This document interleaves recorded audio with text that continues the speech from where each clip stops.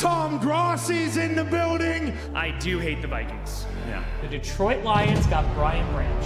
Packers could have had Brian Branch. Mahomes just fires it and intercepted! P for the D! Going deep for it, going for it all, caught, and nobody's there! Run! What happened, Bears? What happened? Who would have thought? I know. Look at us. Quick throw! Oh! No! Yes! Yes! Let's make some noise. He's gotta go finish the story! Oh my God. Wait, he caught that? This game is on drugs. Sorry, Wildflower just must have inhaled too much. Wide right again? Why would you do this, scriptwriter? Half a frackin' million people. We raised $500,000. The NFL Fan of the Year is Green Bay Packers fan Tom Grossi. It's frackin' time.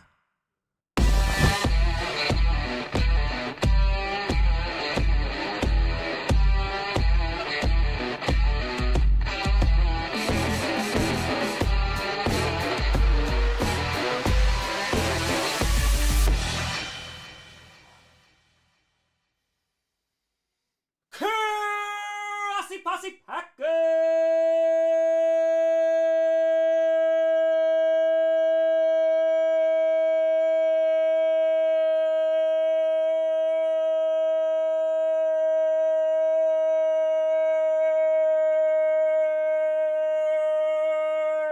Nation, welcome to an episode of podcast where you don't, not a Packers fan, but it sure does help. I'm your host, Tom. Now we're getting into the lore. Grossi, how we doing? Ryan, back to the coach for the first time. Maybe 20 seconds. Let's go. Let's go. Feels like the first time. Welcome back. For the third night in a row, we streamed nearly 5 hours last night, and we did the entirety of the East Saga. And I'm not gonna lie, this stream for this season is the one I've been waiting for. This is the one I'm excited to give a lot of background on, a lot of context about why I shot things the way that I did. I think that there are episodes within this season that are the best I've ever done. I think you could argue the finale is the best episode. I think you could make an argument for the Fear being an incredible episode. There's a lot of really good ones here. All right, Ryan, gifted 10 members. Appreciate you. Thank you, and thank you. Yeah, so last night, we watched every episode except for the finale. Oh, Edward, you missed the best part. The best part. Maury, it's special. It's special. And it's pretty dope. We've had like over 650 people in here each night as we're watching through this. So that's been really, really cool. So yeah, this has been a lot of fun. Vitamins we just consumed, of course. So we're gonna rock. We're gonna watch it tonight. We're gonna watch it together. So what we'll do is we'll go through each episode and just like it won't be 5 hours like it was yesterday, but it'll be good. There'll be a lot of context, a lot of explanations, and let me kind of just set the scene for this already. So, Coach Season 1 happens, then Coach Season 2 happens, and then the East Saga happens, right? A little bit of both, Matt. So that happens. Bailey Woody Tour, thoughts on the AI summaries now in streams? I have not seen them yet. I have not had a moment to myself. I have not. Rachel! Said it once, I'll say it again. The first episodes of the third and fourth seasons of Coach are underrated. Stay cool in the basement, Tom. Hey, I appreciate you. I actually want to talk about this premiere, too, which is if I'm not mistaken, the highest viewed premiere, definitely, but I think it's the highest viewed episode of Coach ever, because there's a lot of circumstances heading into season 3 being released. So, if I'm not mistaken, yeah, this one came out. Let's just get the exact date here. It should have been the 25th, right? Yeah, so this was June 25th, 2021. So let me explain what is going on in life and then my thought about this season and everything. So the East happens after Coach Season 2. That's 2020 going into 2021. By the end of the East, things are rough in Tom Grossi land. You got, of course, the season, and then the playoffs are starting. There's that, so I'm working more than ever. But then getting 3 hours sleep a night because I'm teaching full-time and what would be my last teaching job. And then I'm also doing this full-time. So we're working about 100 hours a week. And yeah, it destroyed me mentally. physically during this time as well. So from like December until April, I'm going through a lot of personal stuff as well, going through some turmoil in my then marriage. In April, it's decided that we are no longer going to be together. And so then Coach comes out on the June 25th, 2021, where it's after all this happened. I am in therapy, and there was also oh man, I need to now merge the sagas with Coach and have some of those saga characters enter into Coach, because you saw that already, right? So that was my first time doing this. I was going through a lot of stuff, and this was a season where I would argue it's probably like the darkest or one of the darkest seasons. And yeah, this was my way of attempting to get through that. I recorded this early while the school year was going on, because the day that I left teaching, June 25th, 2021, I wanted to make sure that Coach came out and premiered on the same day. So I had worked on it for weeks, and then to have it done, and I was teasing it, and I was like, oh, okay, the Coach season 3 premiere, the date will be released during the stream that I'm doing during Friday Night Q&A, which is also like I Quit My Job stream. Joe, the 552K views on the premiere of season 3 appears to be the highest after the season 1 premiere. There you go. There you go. And then I said, okay, as the stream was coming to a close, it was kind of like a celebration. It was like, all right, quit my job. Like, we're going to see what happens here. Baylor to our tag team, what AI says on Twitter. Perfection. Perfection. And I said, the premiere of Coach is right effing now. And then I premiered it. So we went right from Friday Night Q&A of celebrating leaving my job right into this stream. So, yeah, this was a lot of craziness, but we'll start off with the premiere. I have my own feelings about the premiere. Again, I'll do some stopping and stuff like that, but this is also when I really leaned into the a lot of like autobiographical stuff. You saw it a lot in season 2, but yeah, it's gonna be a time. It's gonna be a time. And so, with that being said, ladies and gentlemen, the start of Coach Season 3, Episode 1, The Change. Let's do it. You're gonna know if it's us coming through the door, though. Well, you're gonna have to come up with something, a special way of communicating, like a knock.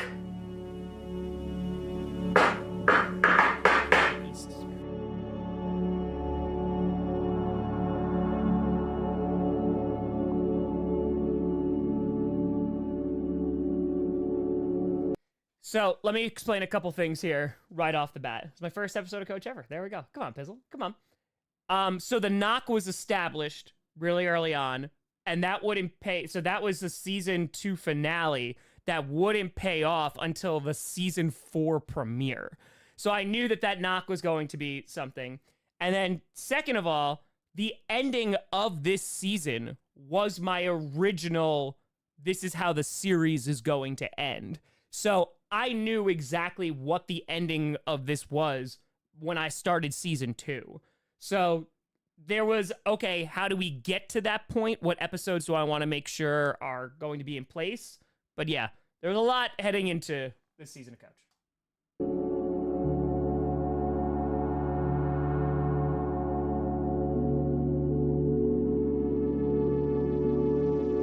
Oh, Zach, sorry about missing the chat.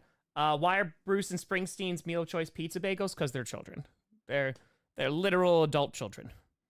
They take care of their mother, who's not very healthy. He's very healthy. Very healthy.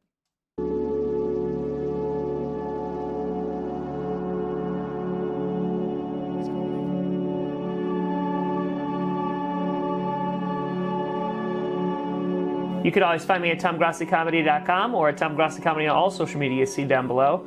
Make sure to check out podcasts on SoundCloud, iTunes, Google Play Music, Spotify, and of course YouTube. And a big shout out and thank you to all the patrons over at patreon.com/TomGrossiComedy and the YouTube members. But thank you so much for watching. I'm Tom Grossi. And as always, go Pack Go!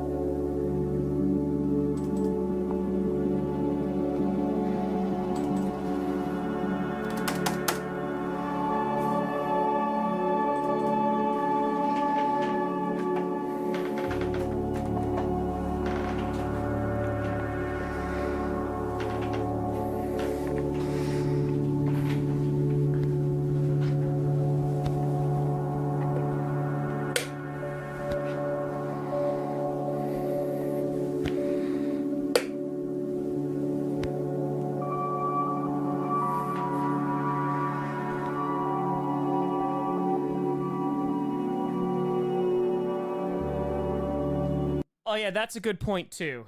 Thank you, Finn. I appreciate it. So, yeah, I've actually had that idea for a shot for a really, really long time, and I promise you when I make a movie, that shot is going to be in there as well, of literally in an apartment, side view of just, like, logging off a live stream and then just, like, sitting there with it. That's an idea I've had for years. But when it comes to this, I have to explain the no Harold thing. That's actually really, really important. So during this time, there are also some episodes, like reaction videos for teams, where I'm kind of progressing the lore a little bit, just bit by bit. And so there is the infamous stream where I was streaming for a whole bunch of hours, and I wanted to play Madden at the end of the stream to kind of like keep the time going and all that great stuff. So I went to go plug in Madden, and it just wouldn't work. Yeah, it was a 3-part stream because my thing kept crashing. It just, yeah, it was a 5-hour stream, which I thought was a lot. We did that basically last night. And so doing all this, right? Then because the PlayStation didn't work, I was like, all right, I gotta pivot here, and I made it a lore stream. So you actually met characters that would be featured in season 3 during that stream. And that was the stream where I broke Harold. So Harold originally was going to get broken like in coach, but I kind of just fast forward because I was like, I need to like pass this time a 5-hour stream. Like, you're going to get some lore here, right? So I knocked him over, and then I literally kept Harold off my shelf until the end of season 3 to kind of keep up with the continuity. Ryan, turn you have to sit back blankly after streams? No, I'm usually working after that. I'm usually like, all right, go. Now, not a lot of time to go. There's a few times I've done that. It wasn't blankly, but the first 8-hour stream we did when we raced 51K, I was like, ooh, all right. All right. One step. Welcome to the class. Appreciate you. Yeah, I can link that stream. Hold on one second. Let's see. Lore stream, Tom Grossi. Okay, that's that lore stream. Here it is. Madden lore, part of the stream. So literally, not this, but yeah, this is like an hour and a half randomly there too. So that's what it was. We saw some characters. So it was great because not everyone saw that. Also, that stream wound up being great because what wound up happening eventually was people didn't know that was part of the lore. And so there was people like who were reaching out. They're like, Tom, like, you're not okay. Because like they had like an idea that something was going on in my personal life. They're like, you need to like seek help. I was like, no, I'm okay. Like, I'm going through, well, okay is relative, but going through therapy, it's okay. But people thought I just like lost my mind on stream. But yes. Yes. All right, here we go.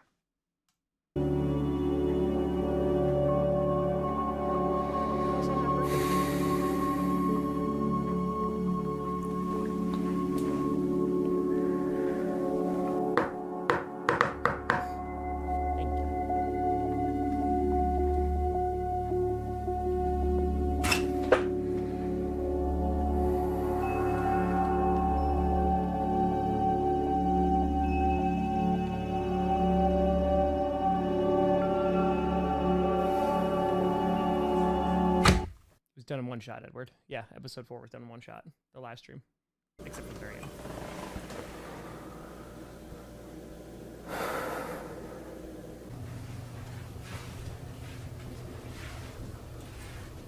There he is!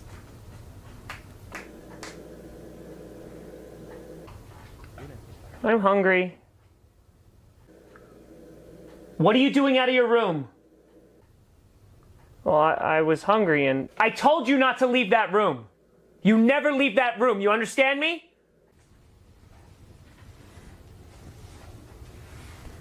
Lami.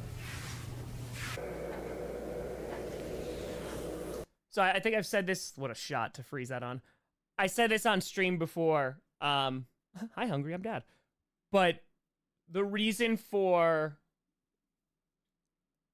Okay, so there is a dichotomy between Lami and Junior. Like, they are very similar characters, just kind of like opposite ends of the spectrum.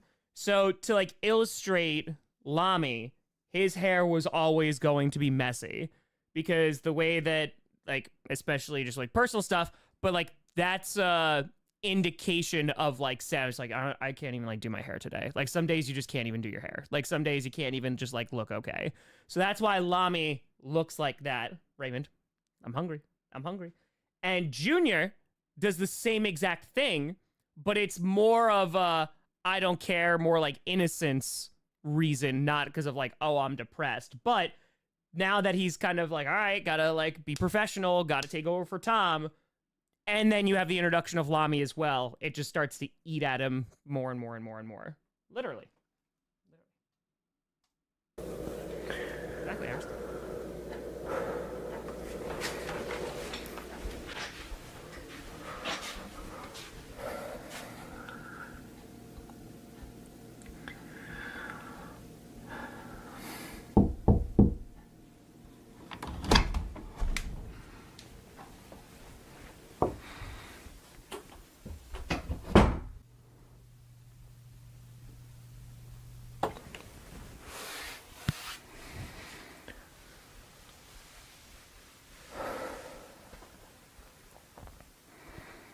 I'm sorry I snapped at you. I don't understand why you won't let me out. It's just because you're new here. I'm not new. True. I mean, out here. It's been months.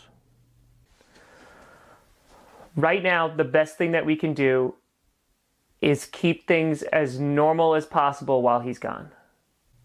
I could help if you just let me. No.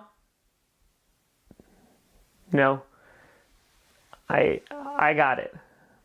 I've gotten pretty close to mimicking his voice, hair. I don't think anyone suspects anything. Exactly that happened. So that's also the lore that's going on too. So Tom, like the character of Tom, is not there anymore. Like he is in his own mind. So like somebody really like has to operate like his body and like do it. So right now, this is basically showing Junior, who again hasn't been revealed like who he is yet, but is like in control and is trying to keep things under control. And then there's Lamy, and then there's so much going on. So yeah, this is you have in season 2 during the premiere when Tom is talking to Junior and literally tells him like, you could probably do a better job at this than I can. And Junior's like, yeah, I probably could. So this is Junior's, I don't want to say attempt, but like he's being thrown into this role and is now trying to cope with it. You just need to stay in here. I need time to figure out what to do. What to do with me, right? I mean the situation. You said you were hungry?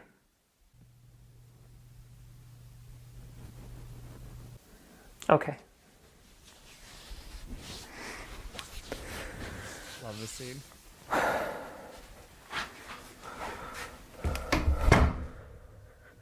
Little teases.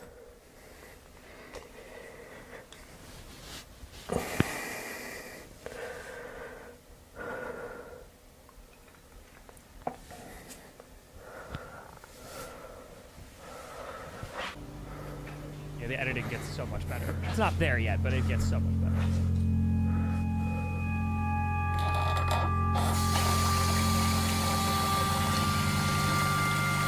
Kind of great.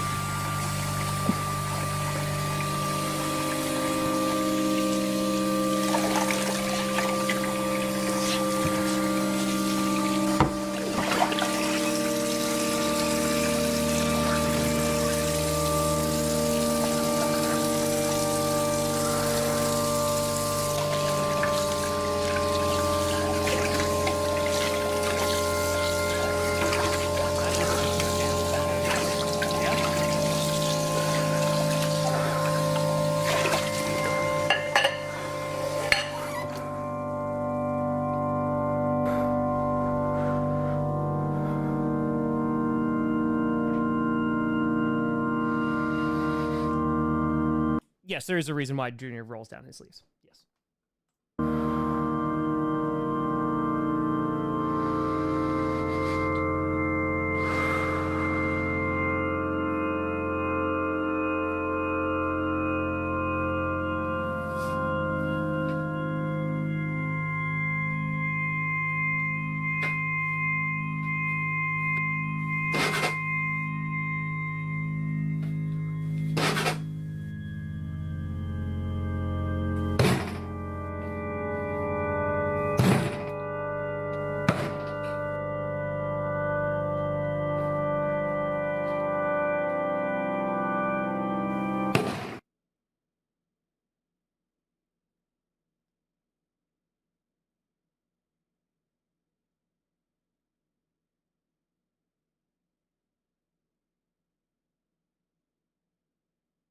It's Joe Hendry.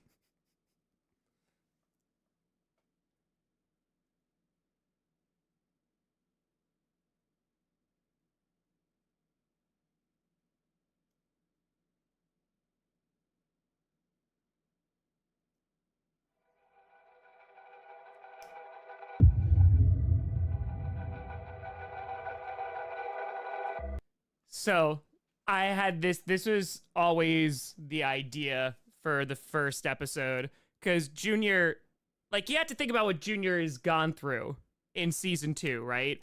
So legit, first of all, everything that happens in season 1, but then season 2 kicks off, Chamas gets out, legit kills him, throws him back in the crawl space, he comes out of the crawl space and immediately now has to take over. So my man's got some issues. What's with the sleeves? He rolls them up for when Lami feeds on him. That's always been representing. So like that's why he's in pain afterwards when he's rolling it down. That's why he's in pain. Why he literally is rolling it up so Lami can latch on. So yeah.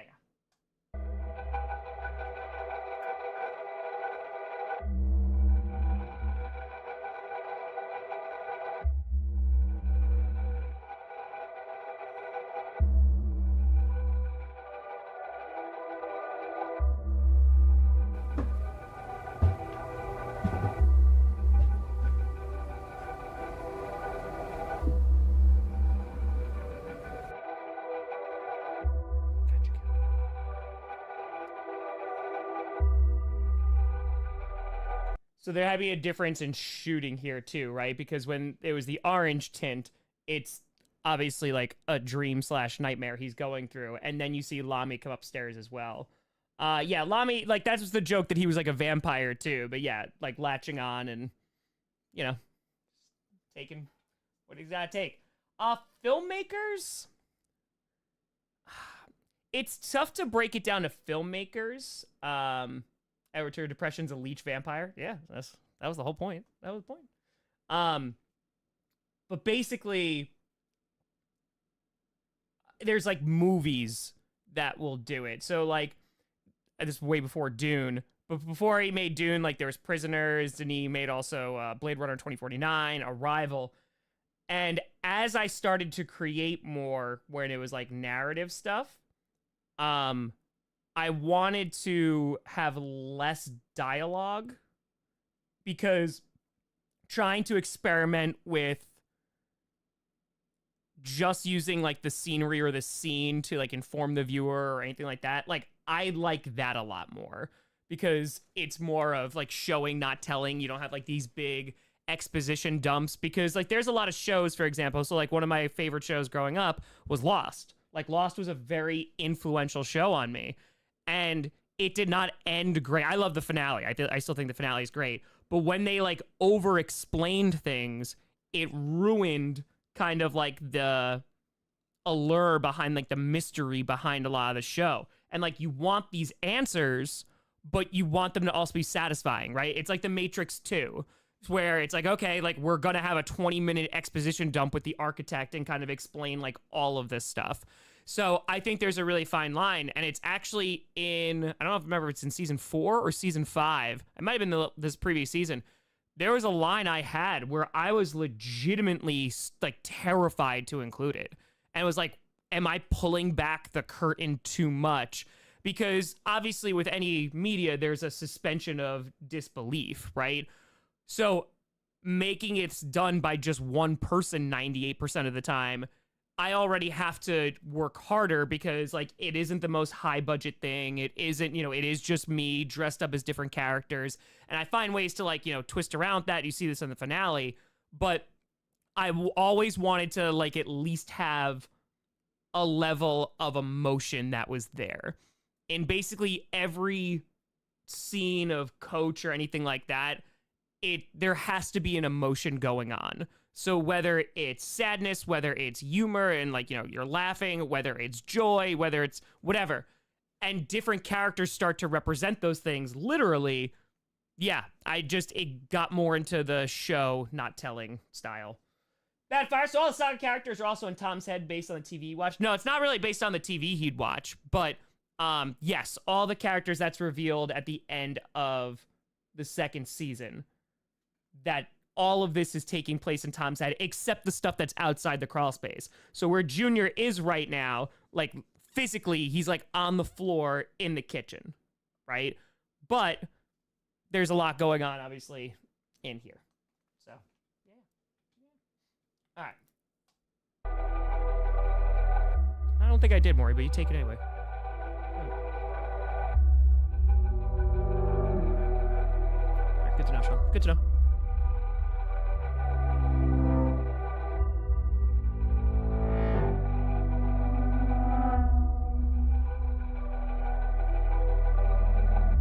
So I love this scene because, one, I love the lighting in this scene, but two, it's also a callback to season 2.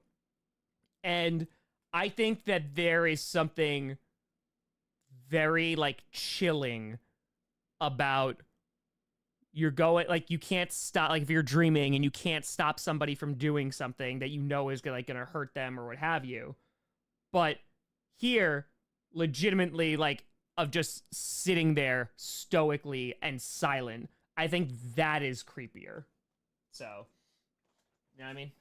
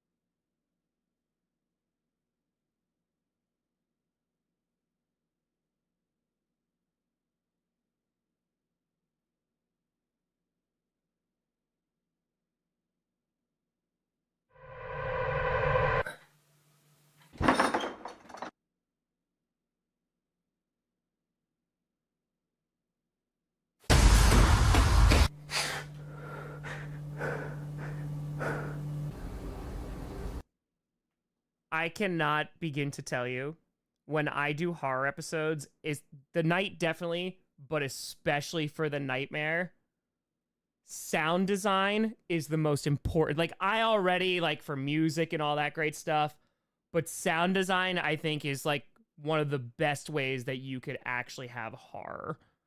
And, yeah, so, like, for things like that, just, like, the slight opens, like, of just, like, the creepy imagery that you always would think of. Are you okay? I'm fine. Go back downstairs. I'm hungry again. I can't feed you again right now. Well, then can I come out? No! If I let you out, then I'll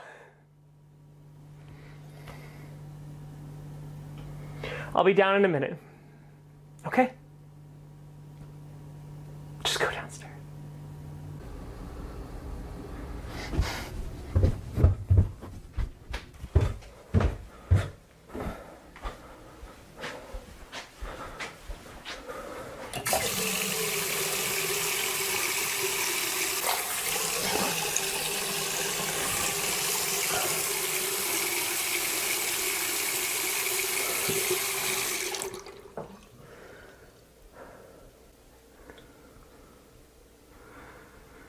Get it together.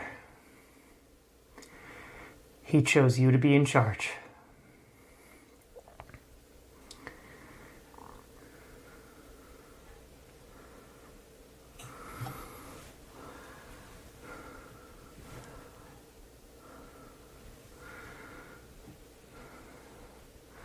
This is not who you are.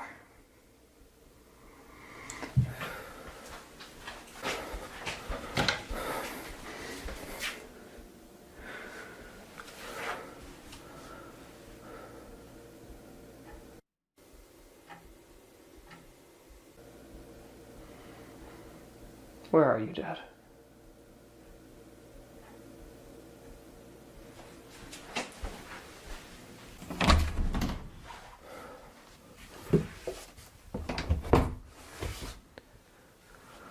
Yes, Nathaniel. Okay.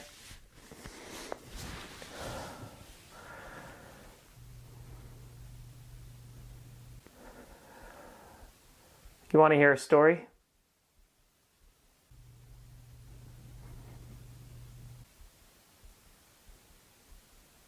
I think you'll like this one.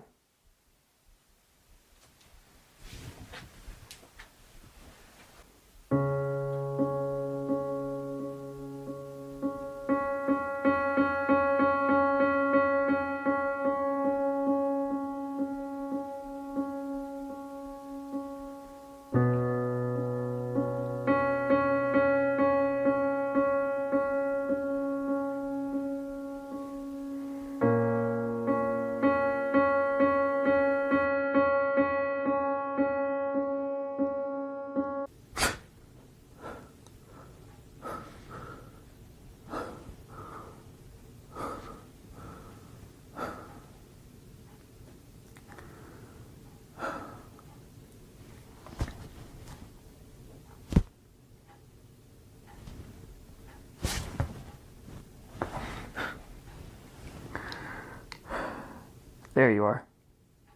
You should keep a better eye on those.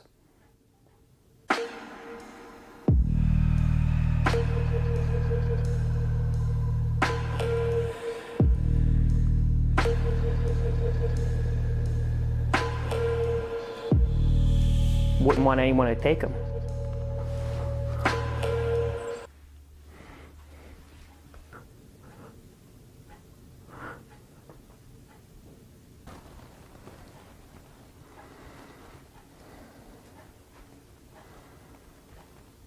You ready to talk?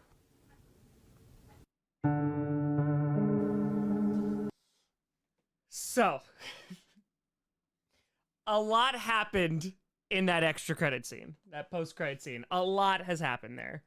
So, in the episode, it's separated a little bit, but you saw basically the premiere of Coach, but then it was tying it back to the end of the East Saga. Because at the end of the East Saga, the post-credit scene was Tom showing up at Bruce and Springsteen going, "Where is Tom?" So, that's the resolution of that. That Tom is where Bruce and Springsteen are, and so is Frederick. So there you go there. Edward Stewart, does time work differently in the void? Yes, it does. Yes, it does. We'll get there. We'll get there. But during this point, too, you see Frederick. He wakes up and is like, and that was the post-credit scene for the Bills 2020 to 2021 reaction. So, what eventually happens, like, he sees Carl, and everyone's excited, just like they were excited here, but then we're like, well, wait a minute, Carl's dead. But then Carl disappears. So this was a way to, again, start to very slowly but surely mix Coach in with the sagas. And I had to do it, like, very slowly. Now they're, like, super duper intertwined. But it took a while to get there. And this also was a way, too, because I knew a bunch of people were going to watch it right after the premiere, that people might also check out Coach if they saw this right away, too. And they're like, hey, those are the characters I just saw from the East Saga. So, yes. Basically, you went from outside the crawl space for the entire episode, and then the post-credit scene is inside the crawl space. So, there you go. And then, episode 2.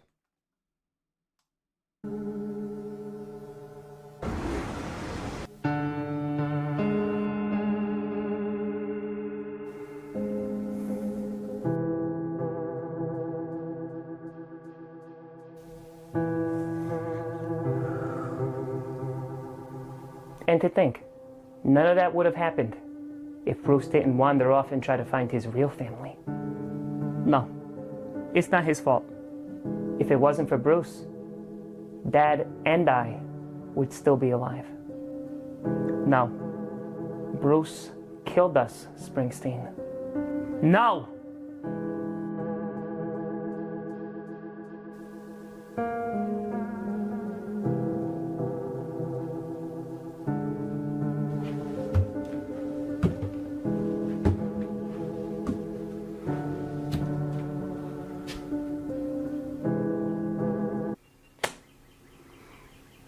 Oh, Springsteen! I was just about to start solitaire and I need another player. Bruce, Do you believe in ghosts? Is this another Sam Donald joke? No, it's Springsteen. There's no such things as ghosts.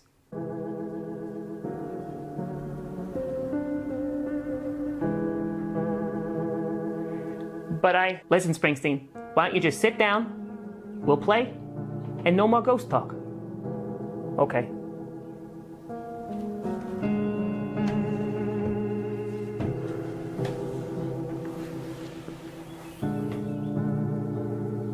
Okay, here we go.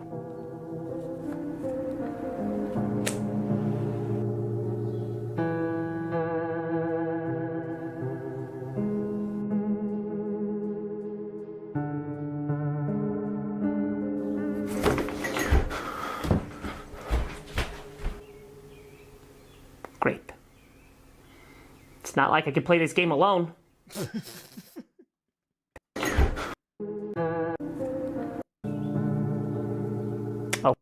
Okay, we'll talk about this. Zach and Fire, would Carl have died if they made the playoffs in 2020? I think that there was a good chance he still was, because it was just perfect for his story, if that makes any sense. I think that legit he has just a really good arc in the East. All right, let's talk about the cards real quick. So at the time, I had promised that there were going to be Easter eggs, and there's usually a bunch of Easter eggs that are in this of just either details for myself or just like details that are kind of just hinting at the larger story. And so here, I literally spelled out the beginning of the name of like the villain of the season. So it was, and I couldn't do this in like a traditional way, so I just did what I could. So if I'm not mistaken, A, B, C, D, E, F, G, H, I, J, K, L, M. Great. Okay. Still right on that. So A, the ace was just the A. This was a 10 plus a 3 to make 13, which is the 13th letter of the alphabet. Then it's the second letter of the alphabet, and basically just went down. So yeah, this was like a super duper obscure Easter egg. And yeah. I'm not going to like spoil the whole thing, but this is what I'm thinking about when I'm laying out cards. Okay, here we go. Also, I wanted to show that you had two characters basically going through the same exact thing. You had Junior going through like the trauma that was what happened in season 2, and Springsteen also has a ton of trauma for what happened to him in the East, and I wanted to explore that here. Great. It's not like I could play this game alone.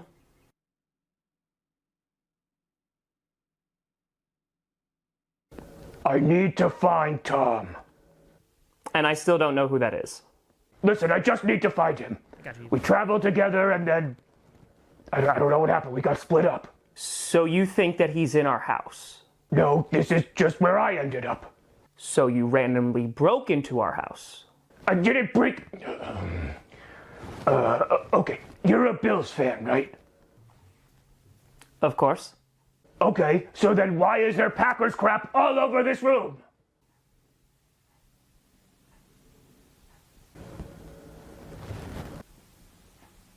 Buddy, are you alright? It's disgusting. There's no Packers stuff here. You don't know where you are, do you? I'm pretty sure that I'm in my house. Are you on drugs? What? Did a guy in a flower crown offer you anything? No. Because he says it's an Altoid, and it's not. It's not. Okay, I've obviously stumbled into something here. Didn't even make my breath minty. Just woke up in the woods. So just to be clear, you haven't seen anything weird around here? Nothing out of the ordinary? Someone who's not supposed to be here?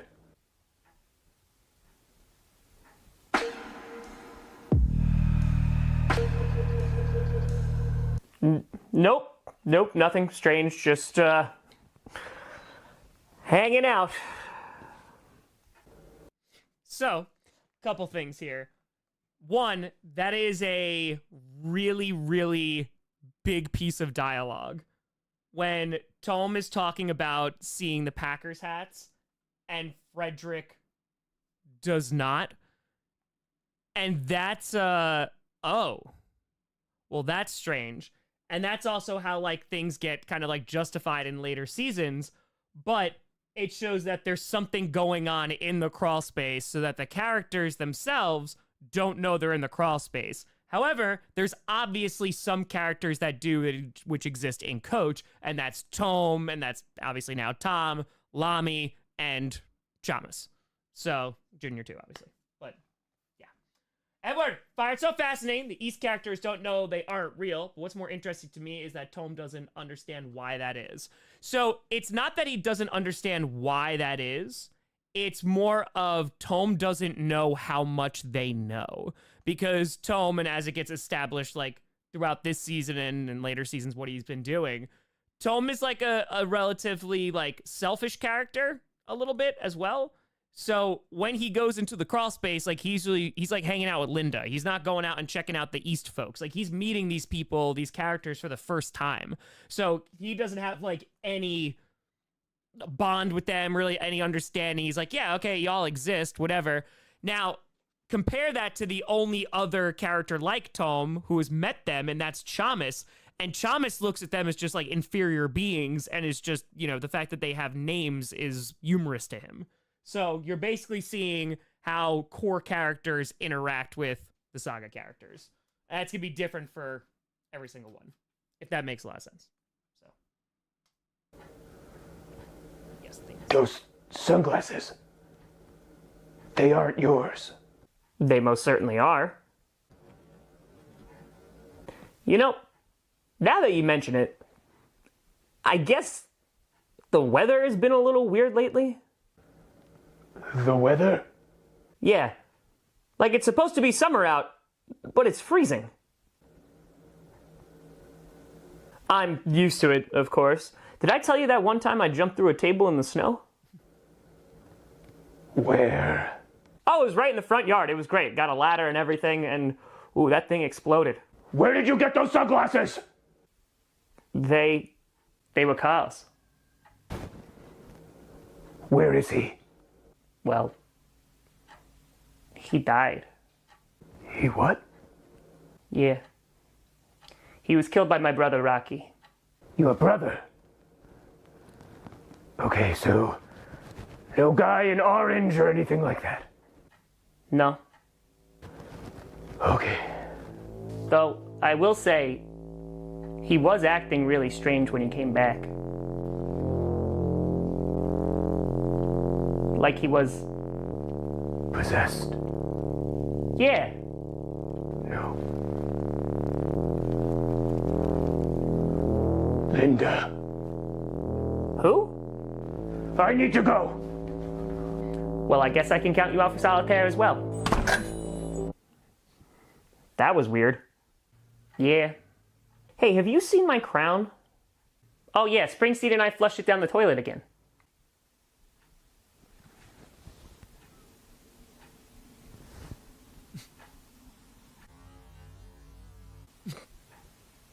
I'm gonna kill you.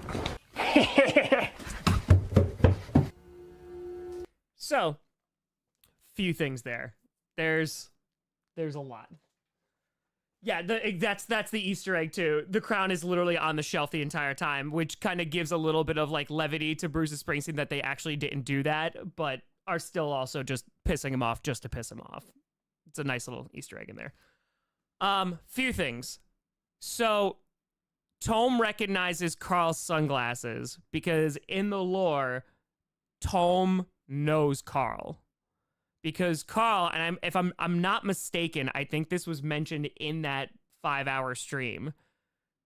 The idea that I always had was that Carl was kind of looking after the place where Linda was when Tom wasn't in the crawl space. So then it goes, okay, well, then how awake is Carl? So originally the plan was like, that's how he'd recognize it. So he has met Carl before. That has been established. And then you have never really gotten an answer on how awake Carl is. So don't worry, that's coming back around. But yeah, that's why he recognizes those sunglasses. So LQ, you might remember this. Was that the, I think that was the in the stream. The idea that Carl was looking out after Linda's place when Tome was like not in the crawl space. So, oh yeah, no, there's lots of crawl space characters. Oh yeah, all the development. So yeah, that was the idea. So I don't know if I ever fully flushed it out in like a lot of dialogue here, but that was for folks who like watched the 5-hour stream and were like, oh, okay, like this is what we're talking about. So again, there's more stuff that needs to come out still for the final season, but yeah. Yep, mention it in the streams. Sure. No, Linda didn't cheat on Tome with Carl. Or did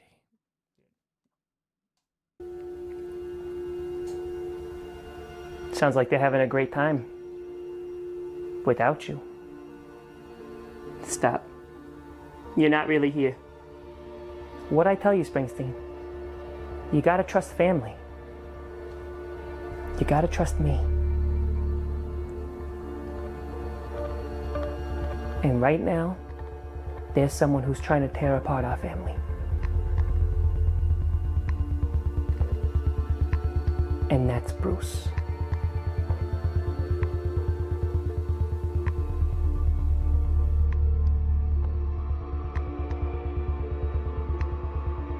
Nah, normal's just for pigeons without briefcases. I'm okay with how things turned out.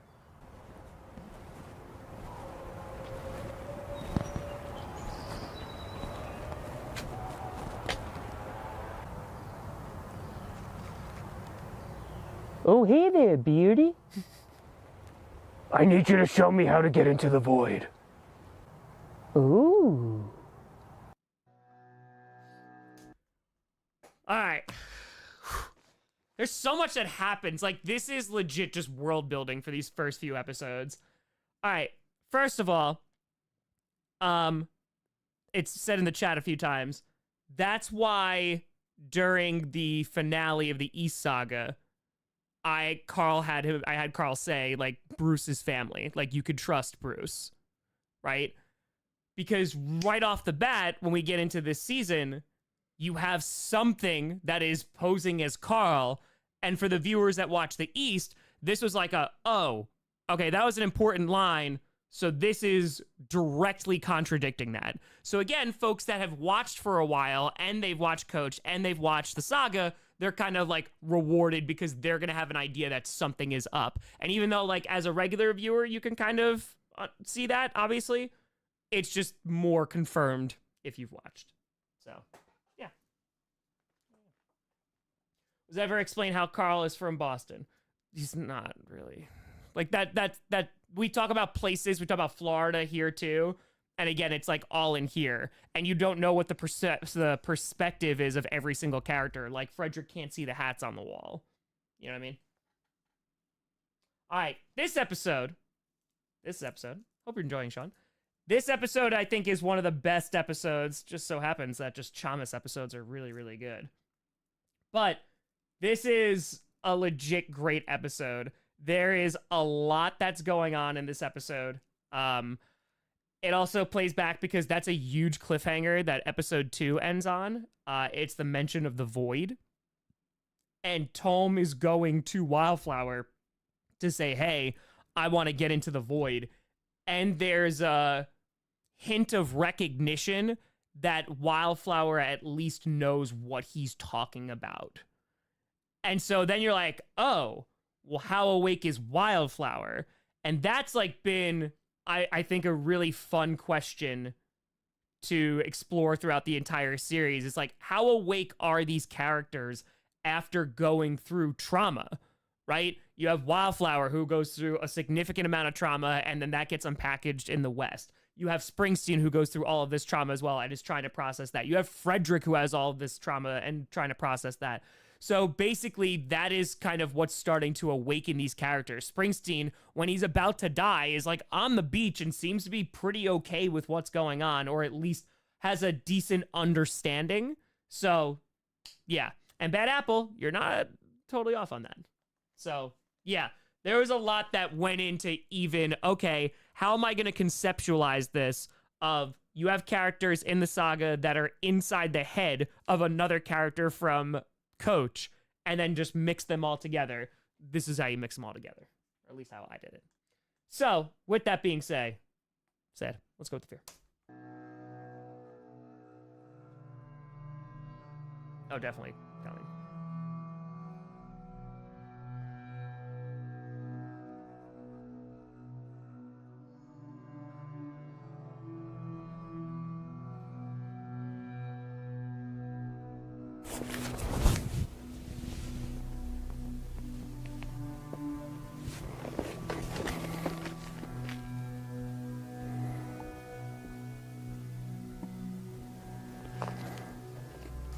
I had so much fun with this, and if I'm not mistaken, where I got this from, this idea... Hold on. Let me see. When did this come out? Yeah. So, I got this idea for this scene literally from the trailer of Kingdom Hearts 3. There's, like, they, like, cut to a bunch of action and stuff like that, and I was like, ooh, okay, I dig that. And so I put it on a twist here to introduce a character. Yeah, there's that Pixar short too, but that was literally from like the Kingdom Hearts 3 of just like two adversaries like sitting across from each other. And like to introduce this character the way that I wanted to, there needed to be that kind of like, oh, what is this? While not fully revealing the character. And so throughout the entire season, you get hints of who this character is.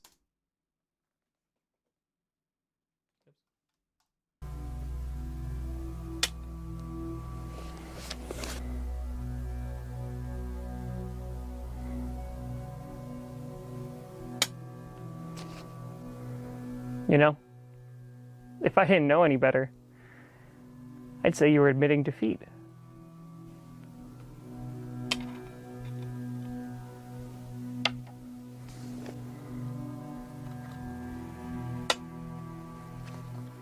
Alas, though, I do know better.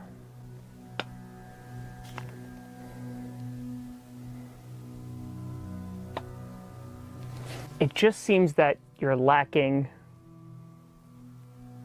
Well, I guess that's the irony, isn't it?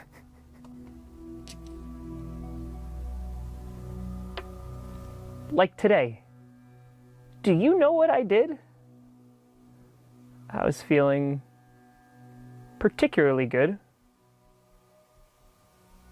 And I found someone.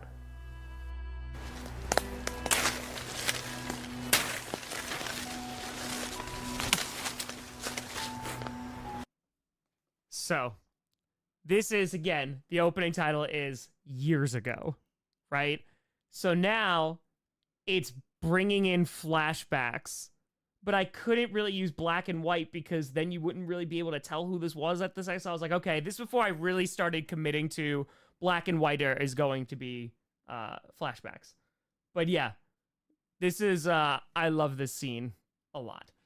Gods! Which way? West when I started watching this, then went back and watched the East. I stopped after that because I wanted to watch it all from the beginning, but never got around to it. Stuff is making more sense now. Let's go.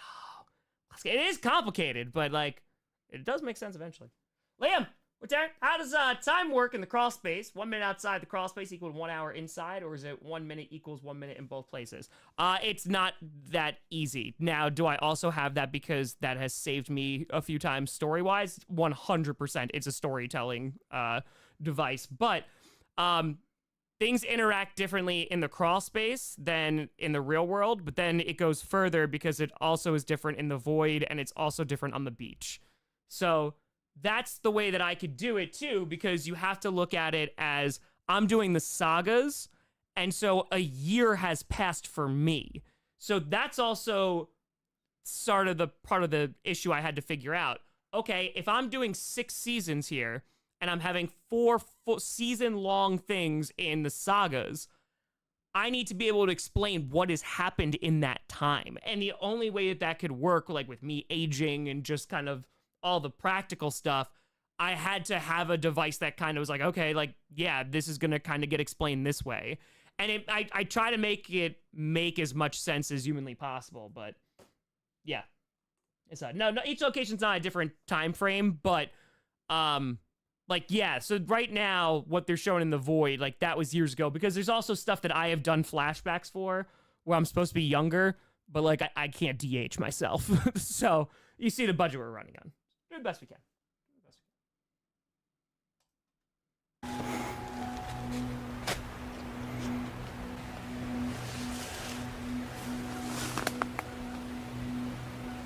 Why, hello there. General Kenobi. And what is your name? Reginald? Reginald. What a horrific name. Your parents must hate you.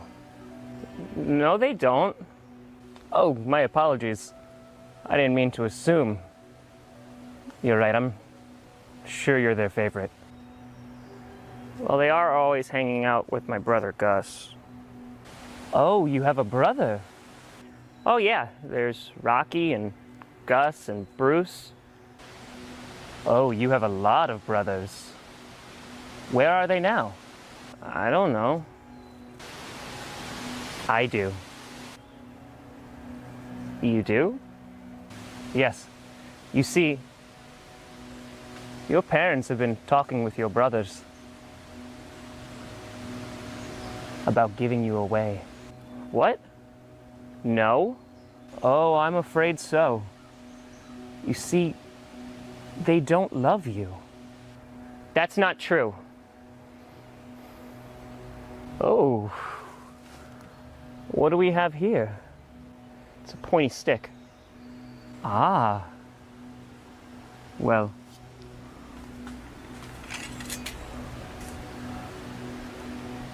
What do you think about this? Now here's a real pointy stick. Would you like it?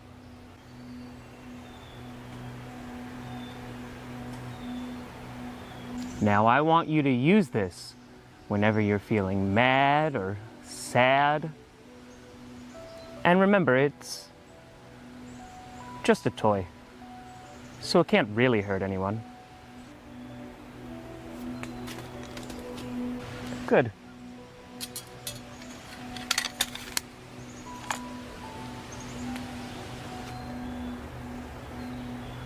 Now run off and show your parents your new toy.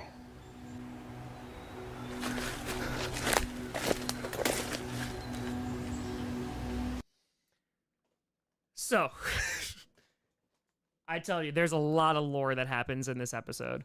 So, at the end of the East Saga, literally like one of the final scenes is Wildflower hanging out on the back porch, talking to Rocky and talking to Gus and their bodies.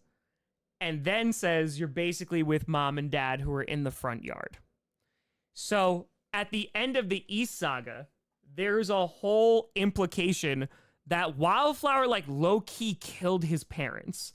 And it was like, wait, what? And it was a holy, okay, yeah, I mean, he did run his brother over with a lawnmower, okay. And there was kind of this back and forth that was going on.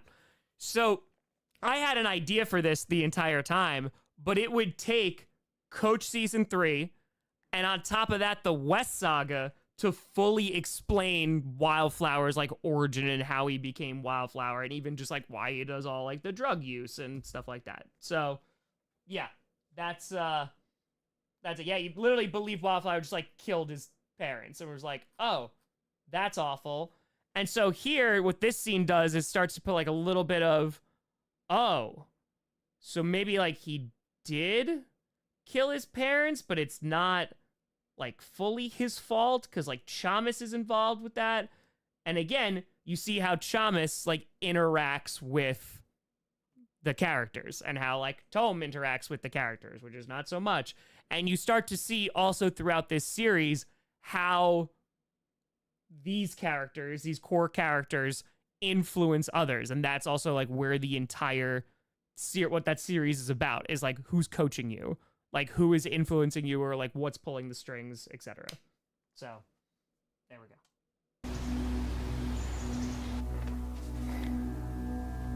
And with that, I think I'm well on my way to winning.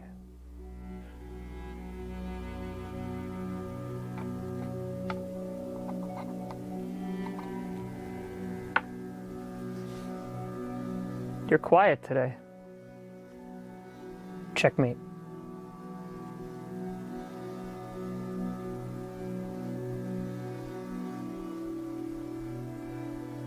How? Some may talk a lot about their plans. Others just do it.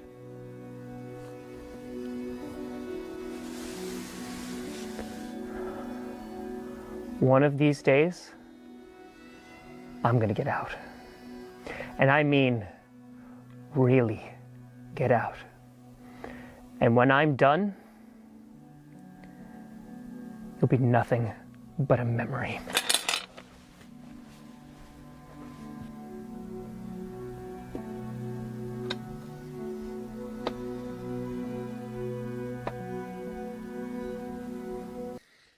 So that is, there's a lot in there too. So they're playing chess, pretty like blatant symbolism, but you hear the Wildflower background origin, and then it's framed as like this is a thing that Chamas is doing in order to win this game that he's playing against this other character, right? And that is kind of just like what this season is. It builds in this conflict that's going on between a core character, Chamas, and who will eventually be a core character that hasn't been introduced yet.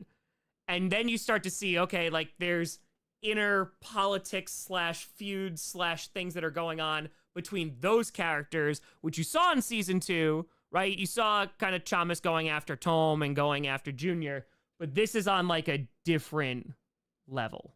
So, yeah. Would you like to play?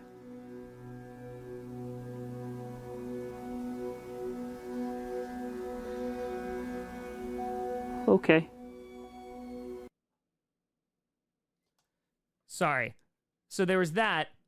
But then this is also revealed that this happened before season 2. So it was because Chamas talked about getting out, right? And it was getting out of the crawl space. And so Lamy is wearing that sweatshirt because if I'm not mistaken, at the end of season 2, I was wearing that sweatshirt because I didn't have the Matthew Stafford jersey yet. So I had to make sure that it was consistent, and I had to make sure that I was wearing the same hoodie that Lamy premiered in. So, yeah. Yep. Darker blue text.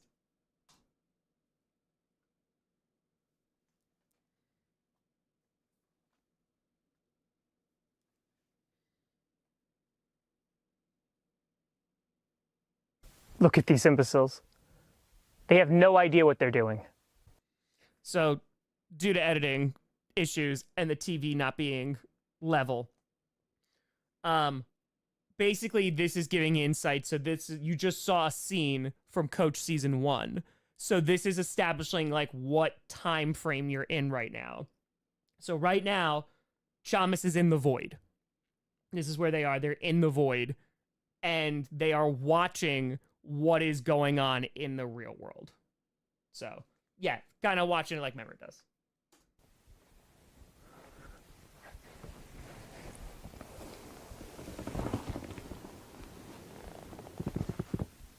It's not even my basement. What are you doing?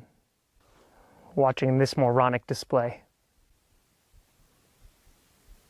You see, that's happening out there right now. Out of this, further. Out there is real. And everything that happens out there affects what happens in here, and sometimes vice versa. Oh, and right now, you have two of them making a mess of everything. He looks happy.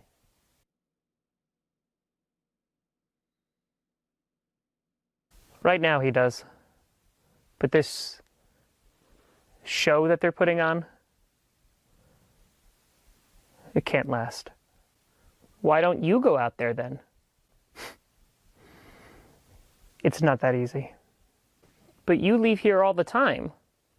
Yes. I'm able to feed off the others in here, which allows me to leave. But to get out there, that requires it to be right from the source. Or someone leaves the door open. So you're saying that I could get out? Let's hope not. This place was made for repressed things. Some of them should stay here.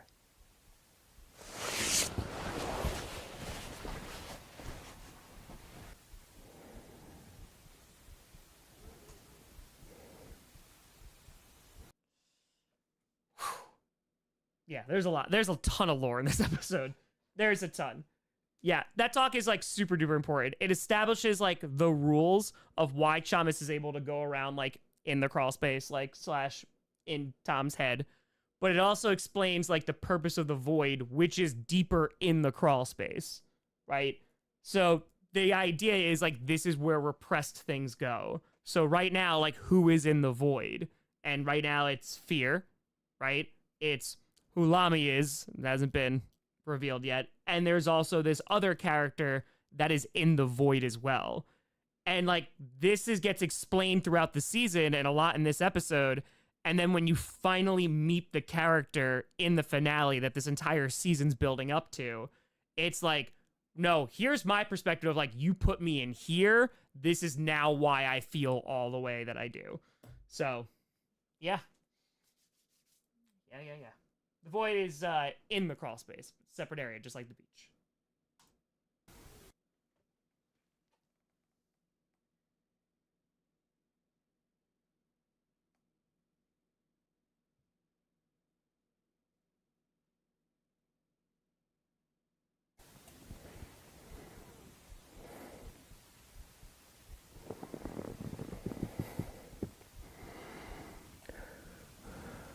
What's happening? It's like he said, right from the source. Don't worry. You'll have your time in the sun.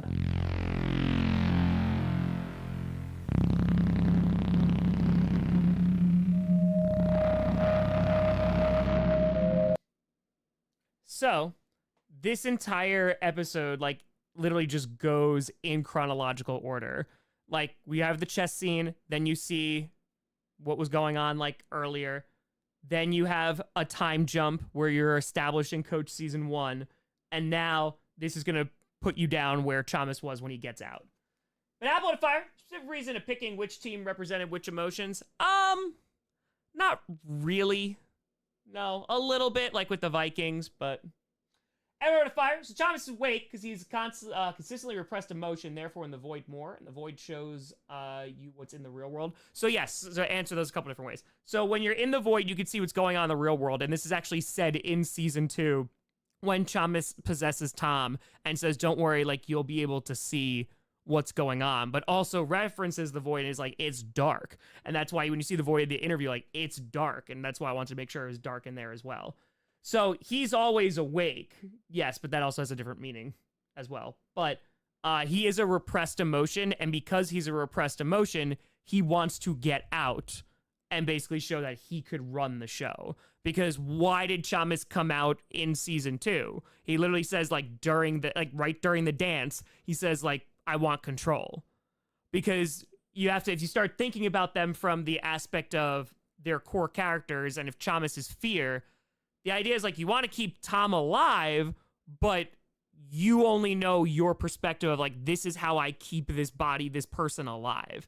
And Chamas has gotten into his head that he could do a much better job than the other emotions and feels like he has not been given a chance to do so. Lami is super duper repressed and talks about it has not been out, right? And just hasn't seen that and ever. And then the other character is there too. So, yeah, we're there. So where's Tom now? So you don't see Tom till literally the end of the season, which is very intentional as well. So.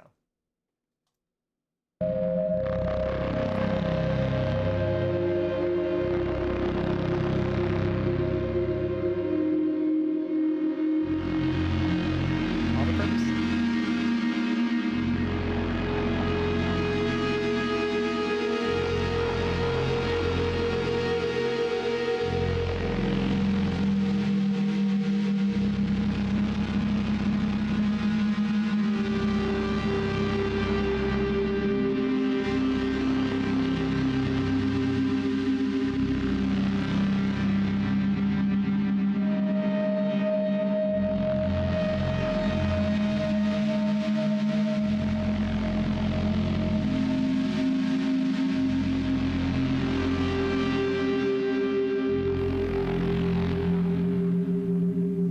So I played through season 2. Like, that was the montage of season 2.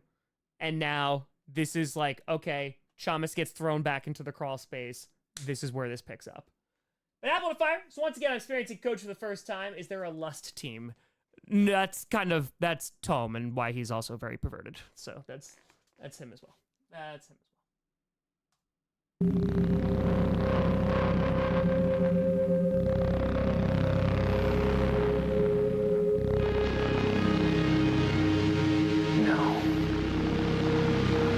No! No!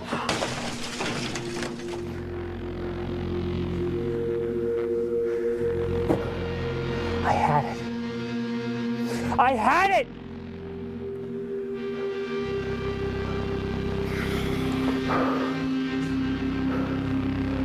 I was so close. I was so close.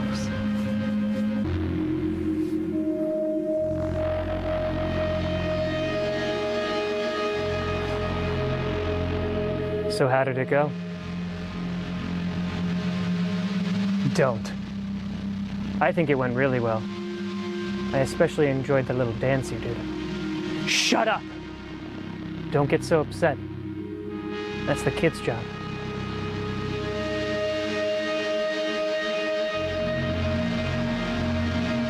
Where is he?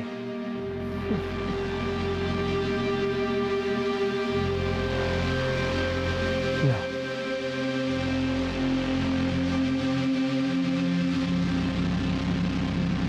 Now tell me, was this part of your plan?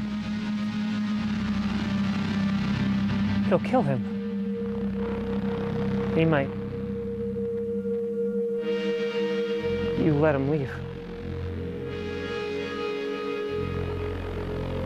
How could you let him leave? If I were you, I would. I am trying to keep him safe! Without me,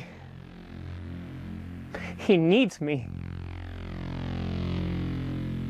Because without me, he would.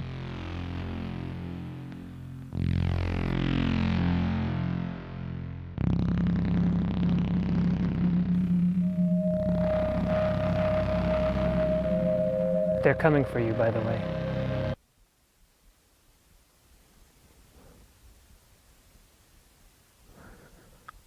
Why is it cold? So tell me something. Can you run?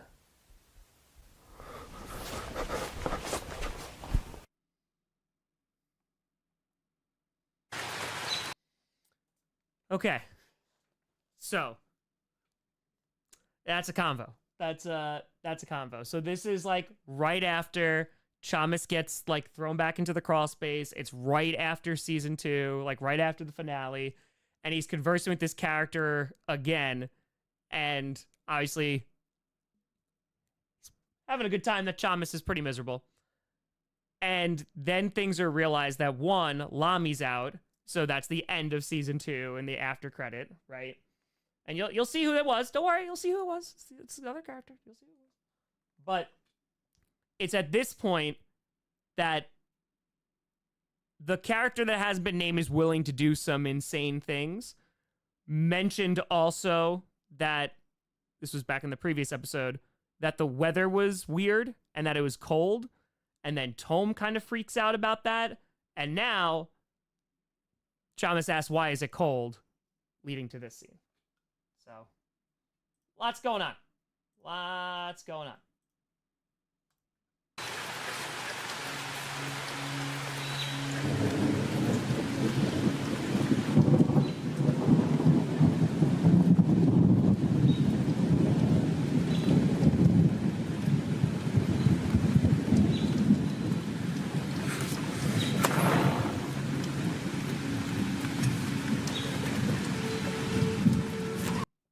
It was actually raining and thundering during this scene, which it just, yeah, that's not even edited thunder. It's like you could actually see the drops, like right from the gutter.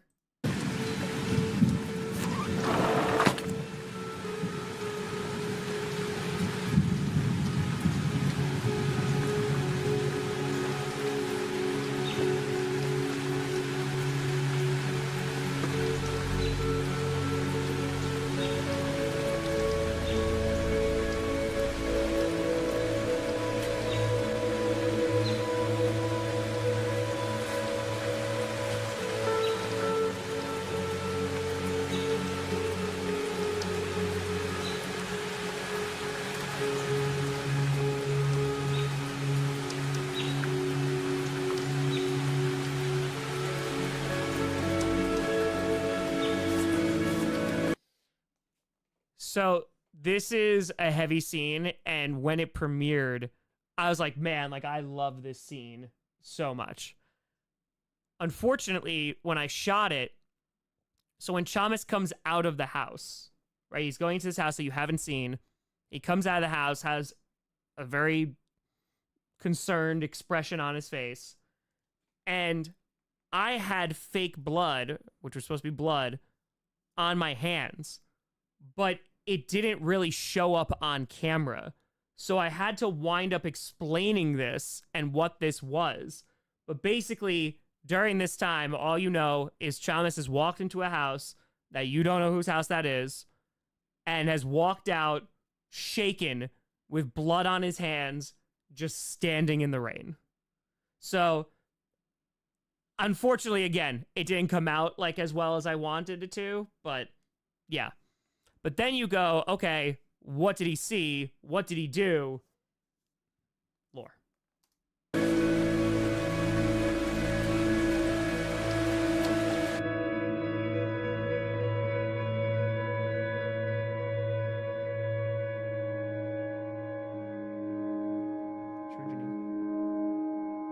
East Saga. So progressing in time again.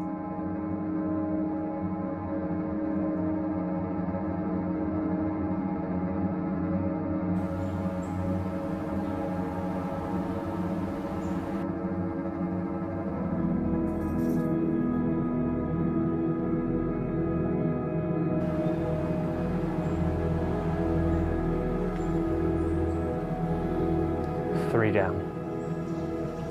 Time to pivot. So I'm in love with this scene. Because this is the end of the East Saga. And when Wildflower looks out into the forest and sees Chamas, or at least can like feel that Chamas is there, and just the history that is with that, which then also gives a completely different context to the East Saga and how, oh, okay, so like Chamas like knows about them at least in some way, shape, or form, because he literally has messed with them before. And if you look at, okay, well, what did he try to get Wildflower to do before he was Wildflower, when he was Reginald or Reggie?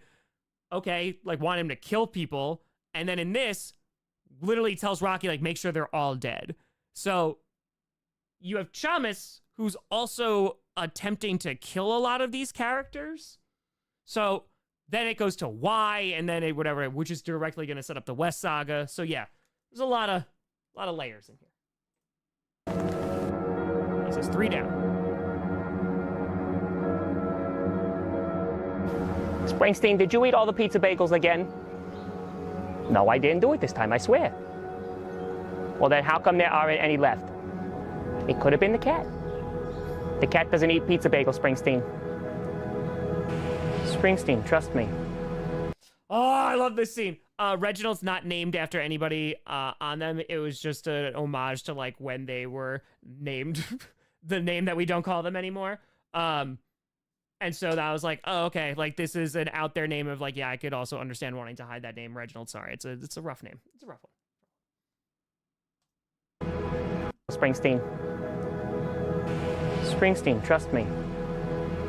Springsteen, trust me. Springsteen, trust me.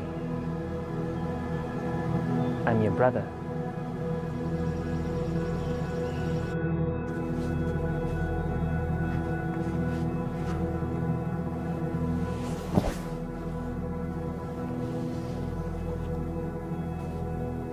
How's your plan coming along?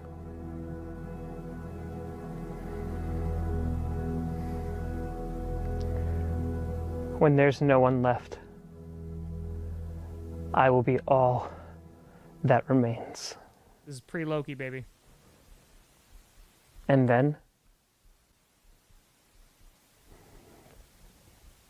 I will kill you.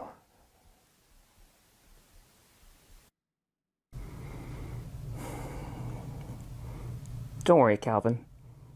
We're not.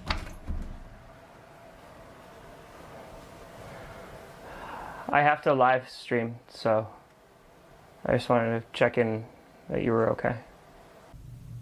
We're good. Good. I'll see you later, all right? Just remember, no leaving.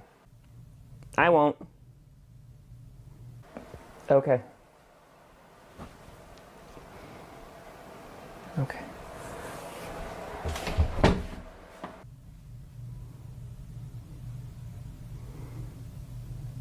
We're never going back in there.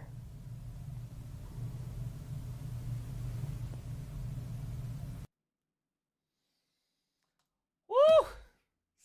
So this was also a balance too, because as I introduce characters from the East into Coach, characters get less screen time. So this was also trying to bounce back and getting enough like real world story, saga story, and also like Coach as well. Bad to fire. Tom, see the Wyatt 6 attack Pat and his crew? I did see that. It's everywhere. Vapors for the $5. My time to shine. That's it. All right, we're gonna take a quick pee break, real quick, and we'll get to live stream the episode that was shot in one take, except for the end. Yeah, this was an episode, but The Fear, legit, I think is one of the best episodes. It goes through the entire series through the perspective of a core character, and on top of that, like there is so much lore that is teased and also revealed in this too, and it's just world building, and yeah, it's a good one. All right, be right back.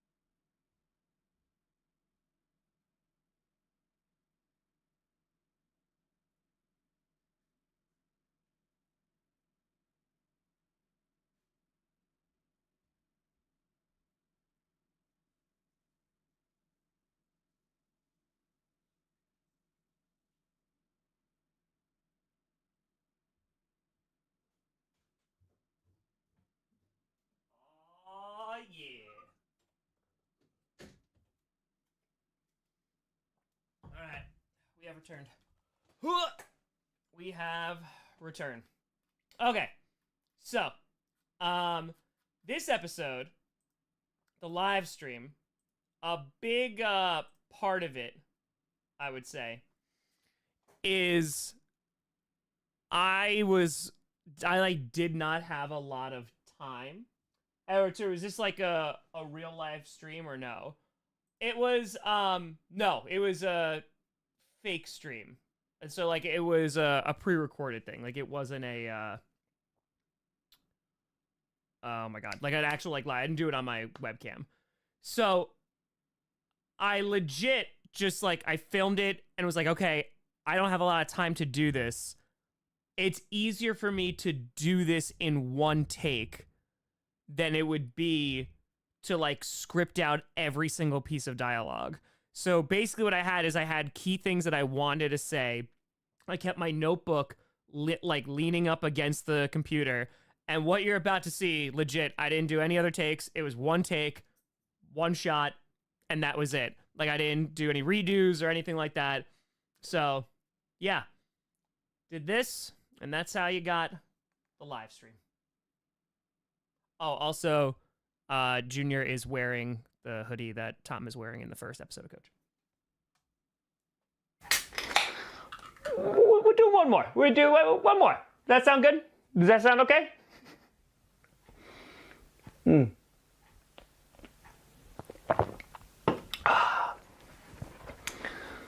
Just want to make sure I don't miss anything.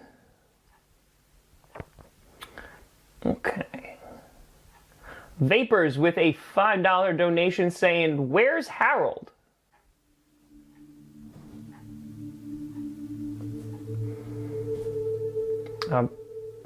Actually not sure. Maybe could have moved him when I was cleaning or something, but I'm sure he's around here somewhere. Great. I lost the mascot for the show.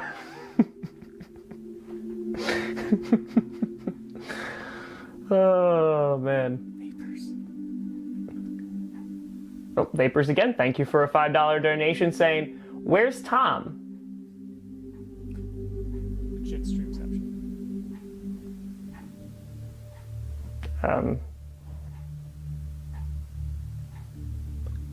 I don't really know what you mean. I'm right here. Okay. Weird questions tonight. I mean, at least I have an excuse to, like, say weird things, because we're, like, 4 deep at this point, but looks like I'm not the only one enjoying some beverages this evening.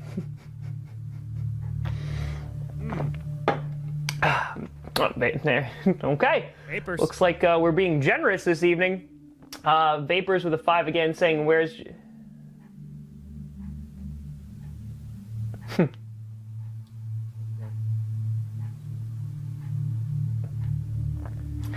Thank you for your donation. I appreciate it. Okay, maybe we could hear from someone else. That'd be really good. Okay. Doesn't seem like there's a lot of activity in the chat this evening. Yeah. Okay. So how about that? Can we talk about the mods not doing their job? Can we talk about that? The mods are always like, "Oh, it's so hot in the crawl space. Oh, there's big bugs and everything. Oh, where were you when I needed you most? Where were you? Where were you? Vapors with fire. When did you lose it?" Right now. Right now the computer isn't even on. It's true. Just saying. Try a little harder. A little harder. I mean, it is getting pretty late. Okay. Vapors has a lot of questions tonight. When did you lose it?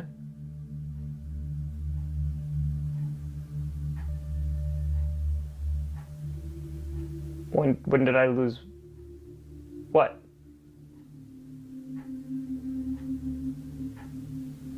I don't really know what you're talking about. You know, did I ever tell the story on air about how I became a Packers fan? It's actually a pretty funny story, and it's...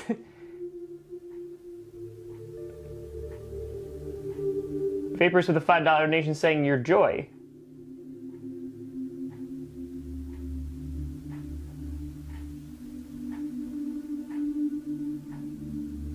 Yeah, I don't know what's happening here. I'm gonna actually time you out. Yeah, I think, you know what? Honestly, I don't think we're gonna get through this. I feel like we've been on this long enough. No, but I appreciate everyone for coming out. It's getting pretty late, so I want to thank you so much for watching. Vapor says, when did you lose your joy?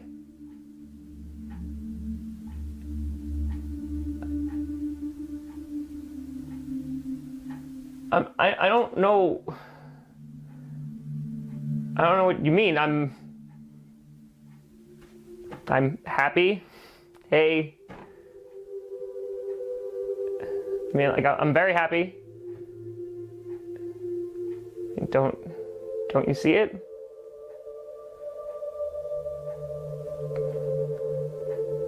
Don't I look happy? I mean, don't I? Sorry. I don't know what that was. Okay.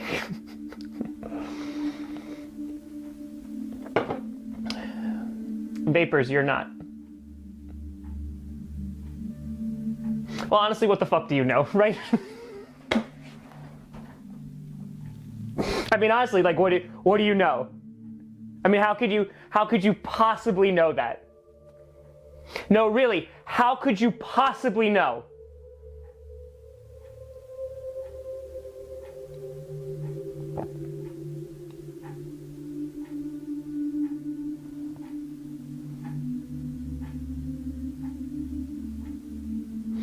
I'm sorry. I'm really sorry about that.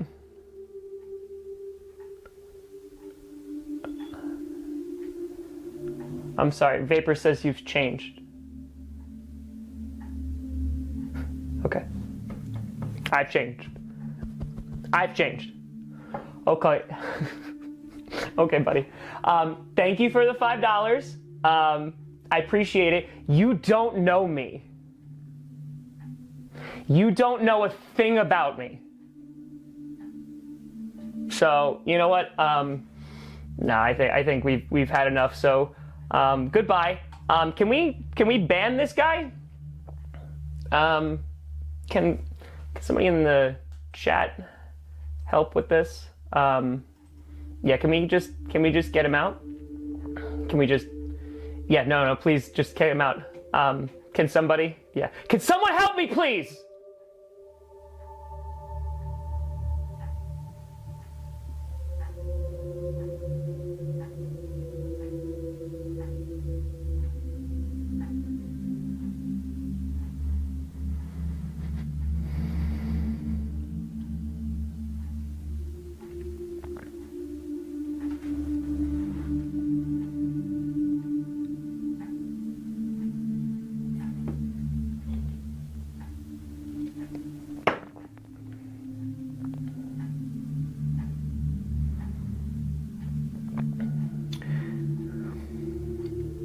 Vapors goes, when do you lose? When did you lose it?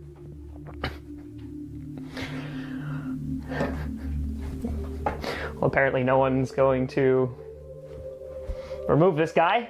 I don't know. Not really sure. Can't really pin that date down for you.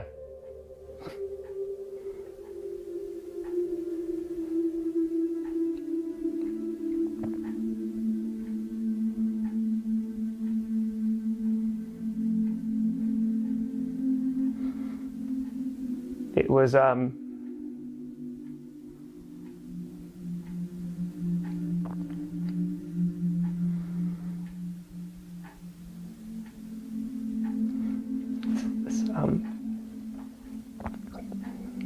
something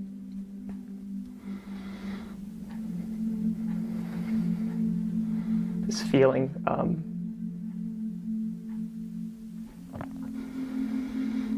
it's always been there. This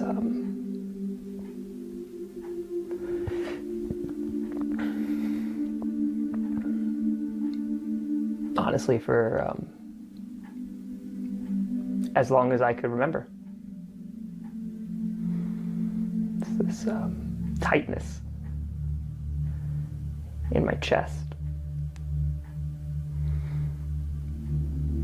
It feels like an elephant is standing on it.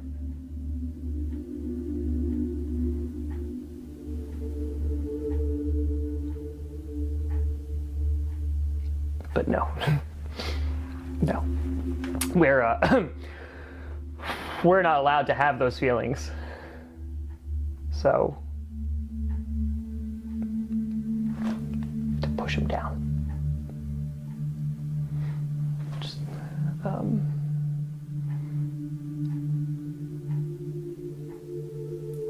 way down.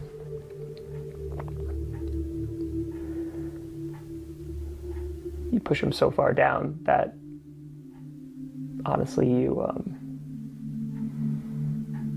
for a minute you might forget about them.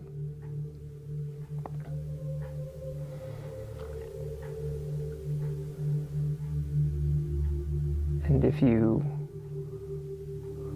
pretend long enough, maybe they were never there.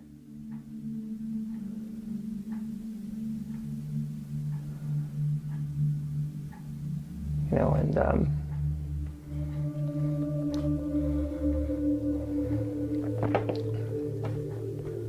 you can surround yourself with things to keep you occupied and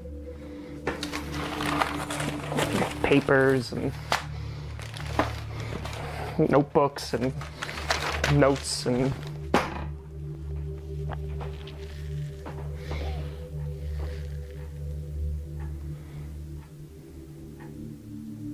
but it's there.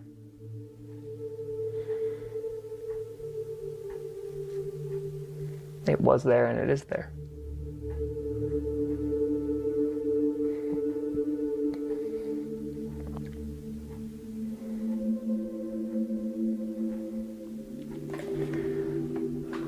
Did that answer your question?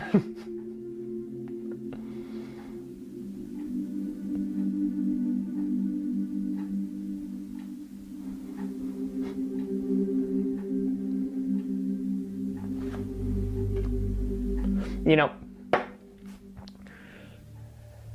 how many changes do you need to go through before you don't recognize who you are anymore? I mean, you change your voice,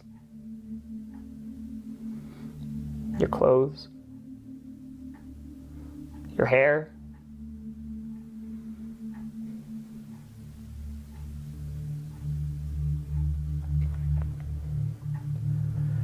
You put on a show.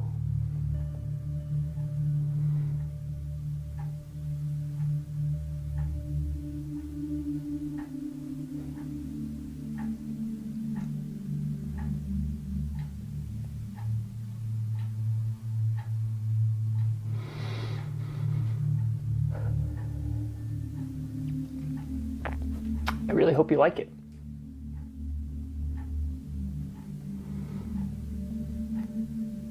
But thanks so much for watching.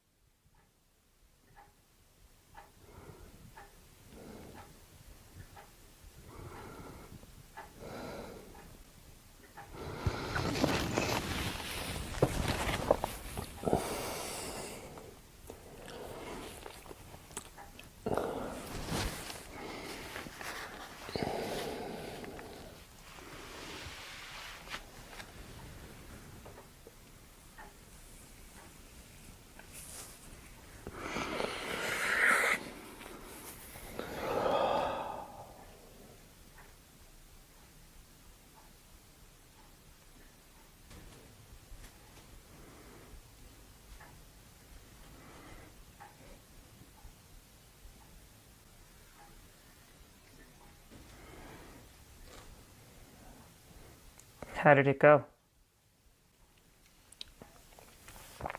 It was good. The computer's not on. I must have turned it off. There's no camera.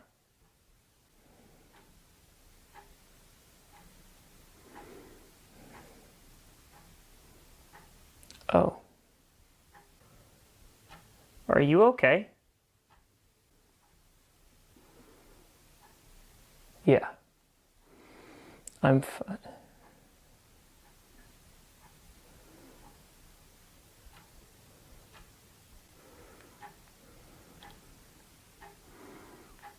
No. I'm not.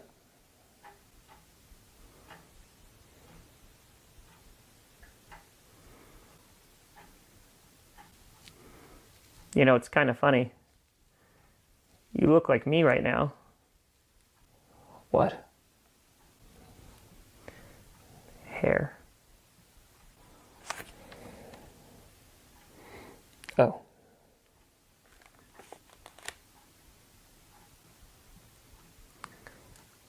I'm hungry. Do you think you could feed me?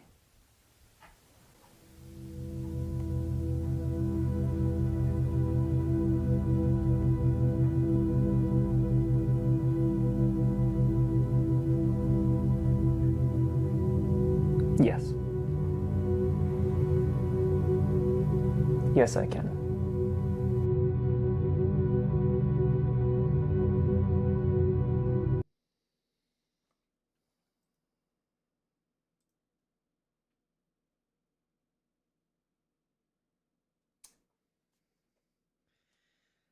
I actually, so, darker blue as well. First of all, real quick.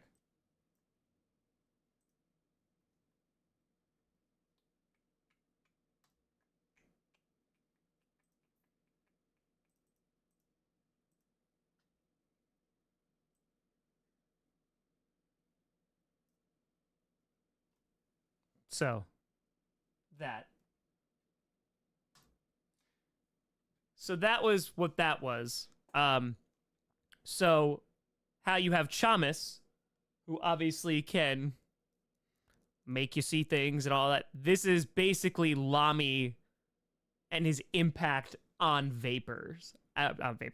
on Junior at the time. And so it gets disguised like through a YouTube chat. He's dressed in the same way that Tom was dressed in the first episode. And this is like how Lamy fights. So the whole thing didn't happen, but he's seeing all of that.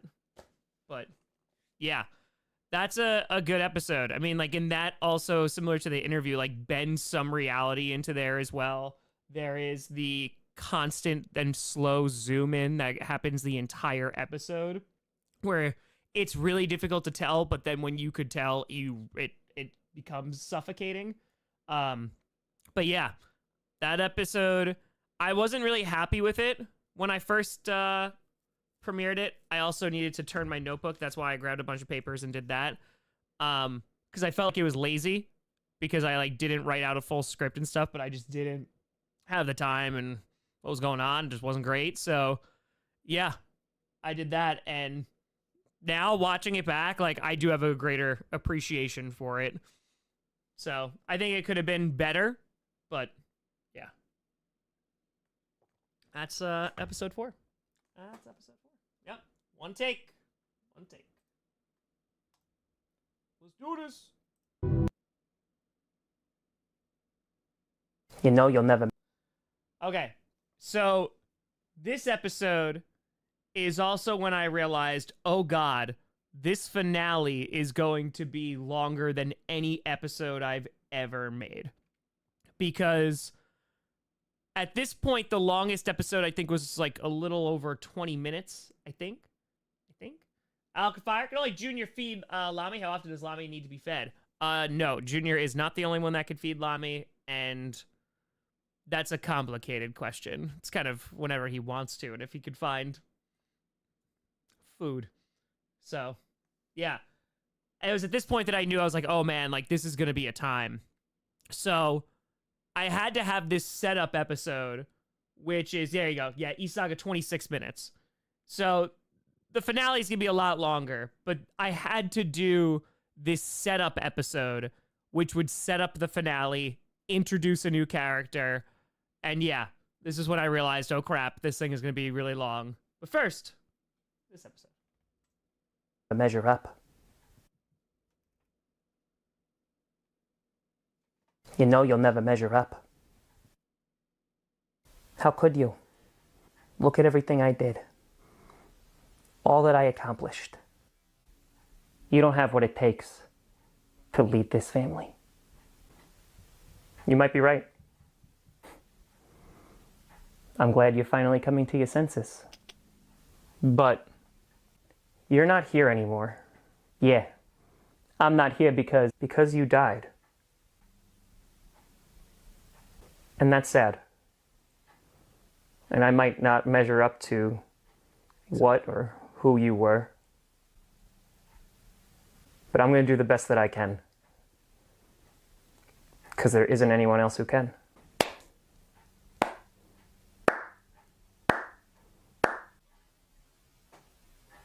You know, I thought that you were going to be an easier one to break. I mean, look at all this insecurity, self-doubt. Huh. Who are you? But no matter. This is why you have a contingency plan. What? You know what's really a pity? It's that you're just waking up before I destroy all of you. C'est la vie.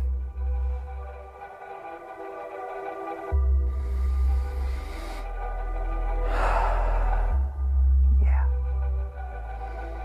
That's the good stuff. See you soon, champ.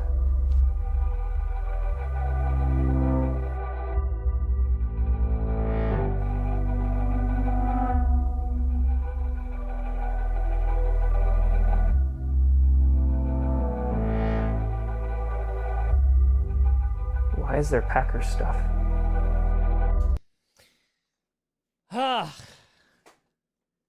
Frederick waking up.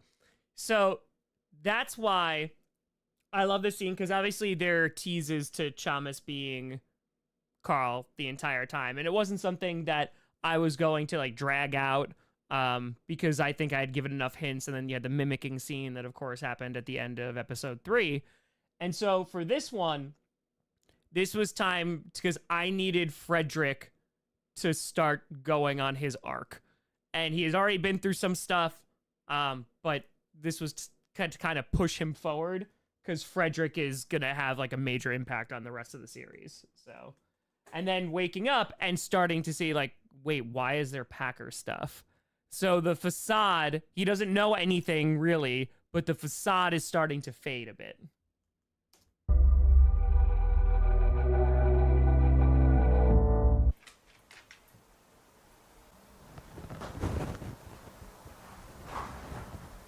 One of the best interactions in the entire GCU. So, Beauty, what can I do you for? Well, like I said, I need to get to the void. I see. Why would you want to do that? I'm looking for someone. And who might that be? Looking for Tom. Yeah, gotta find Tom. Is that the only person you're searching for? Linda. Maybe they're both in there. Linda has to be. And why do you think that? Have you noticed anything weird around here? Beardy, the amount of stuff that's in my body on a daily basis, I see weird things all the time. I'm not even sure you're here right now. Can I touch your beard? No. Have you noticed anything about the weather? I guess the leaves have been falling off William a little bit early. Who? William.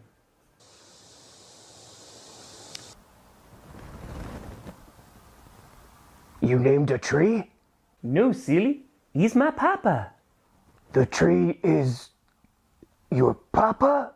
Well, in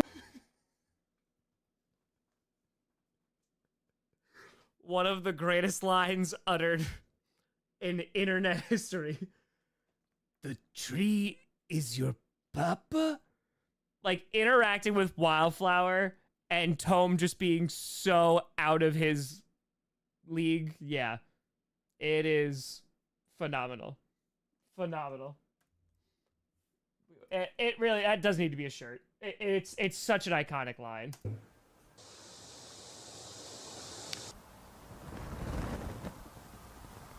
You named a tree? no, silly. He's my papa. The tree is your papa? Well, in a way, yeah. By this point, the nutrients from his body have been absorbed by the tree. So, yeah, I guess you could say the tree is my dad. You can say hi if you want to. I'm okay. Suit yourself, So you're saying you've noticed the cold? I guess. Again, not really sober enough to notice if it's a hot flash, a cold flash, or if it's a temperature outside. But I don't understand what the weather has to do with anything. Why would it be cold? There's no more insulation. So if she's not here, that means she has to be in the void. And that's where I'll find her. And Tom. But what if she's not? She has to be! She has to be. Okay, Beardy. I didn't mean to get your pine cones in a bunch. I just need to know how to get there. Well, that's a little complicated. I don't care what it takes. Well, that's the thing. I can't get you there. What? You don't know how to get there? You mean you've been wasting my time? Oh, no, I know how. I just can't be the one to do it. What are you talking about? There's only one person I know who could get you into the void. Who?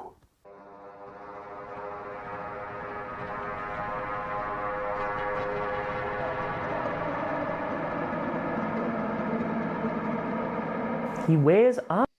So that was supposed to, again, like, this is before I really started utilizing black and white as the flashbacks, but Wildflower knows that this guy in orange is different. And it's like, all right, this is probably like some of the weirdest stuff I've seen. So if there was a way to get in, like, it's going to be whatever that is. Right? And him trying to process that as well. So that's why also there's that scene with Chamas and Wildflower earlier on in the season, because this sets him up to have the information that he needs to give Tome. Also, you have Wildflower starting to question Tome because they're talking about Linda, the insulation. So what turned from season 1 being a curvy piece of insulation to really have it mean a different thing when I mean insulation and what Linda was or is. And so Tome is concerned about Linda, and Tom is kind of secondary a bit. So, yeah. Lot going on. Orange. Shamus. I used to be different before I met him. I did things, you see. Things that, changed me.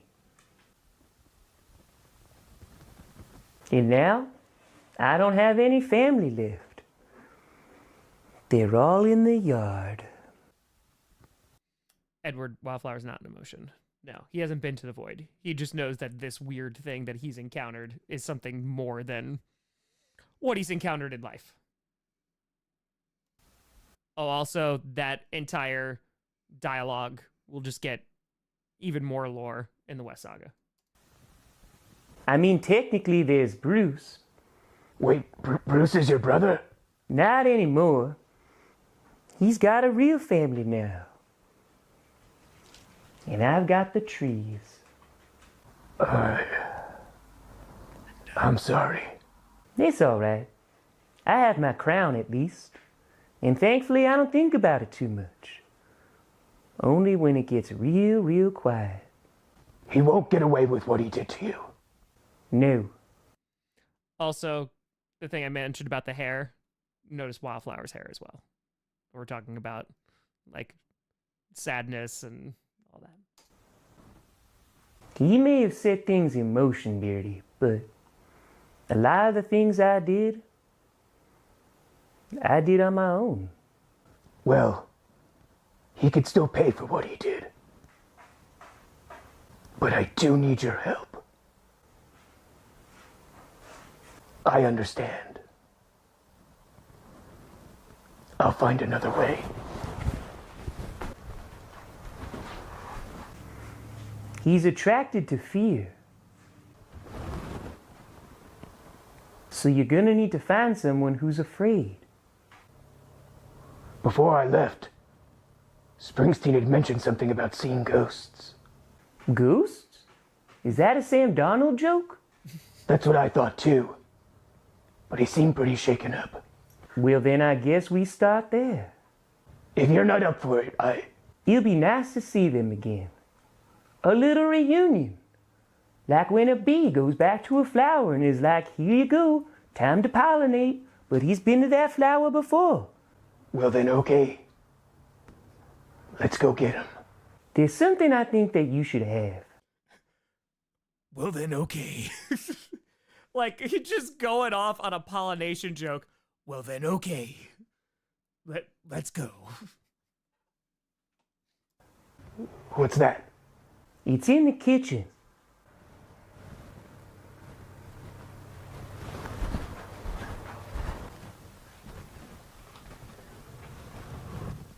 Did you find it?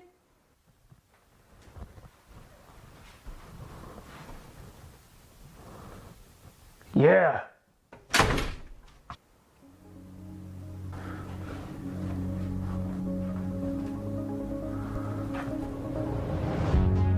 This is amazing. Where did you find it?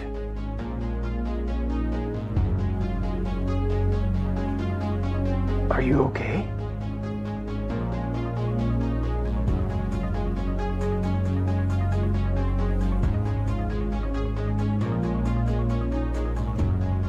Flipper?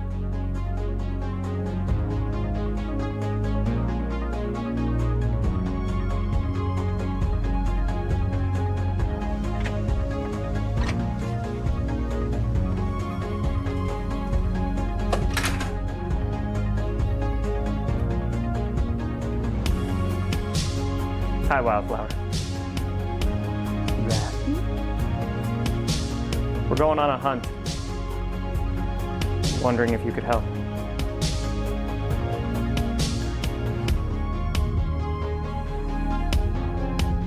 I'll grab my pointy stick.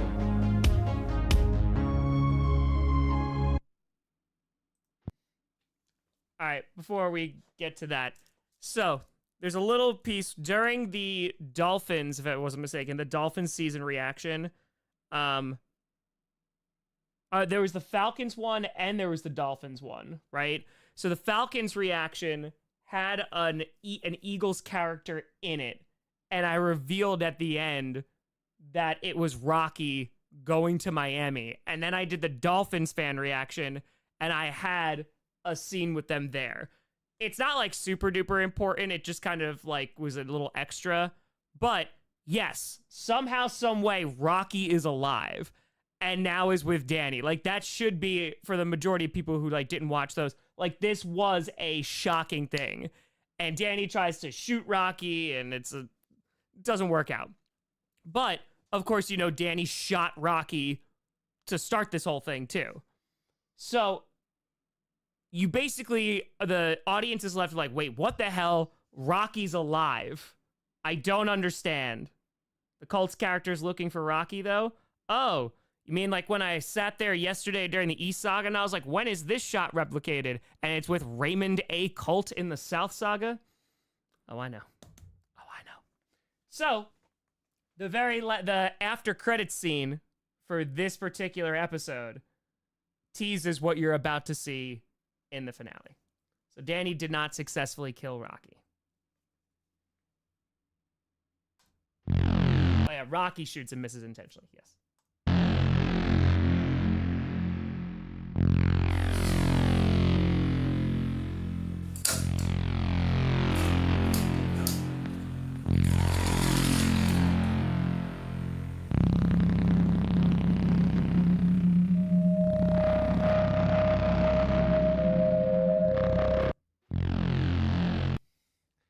So, that is the first time that you see Tom all season.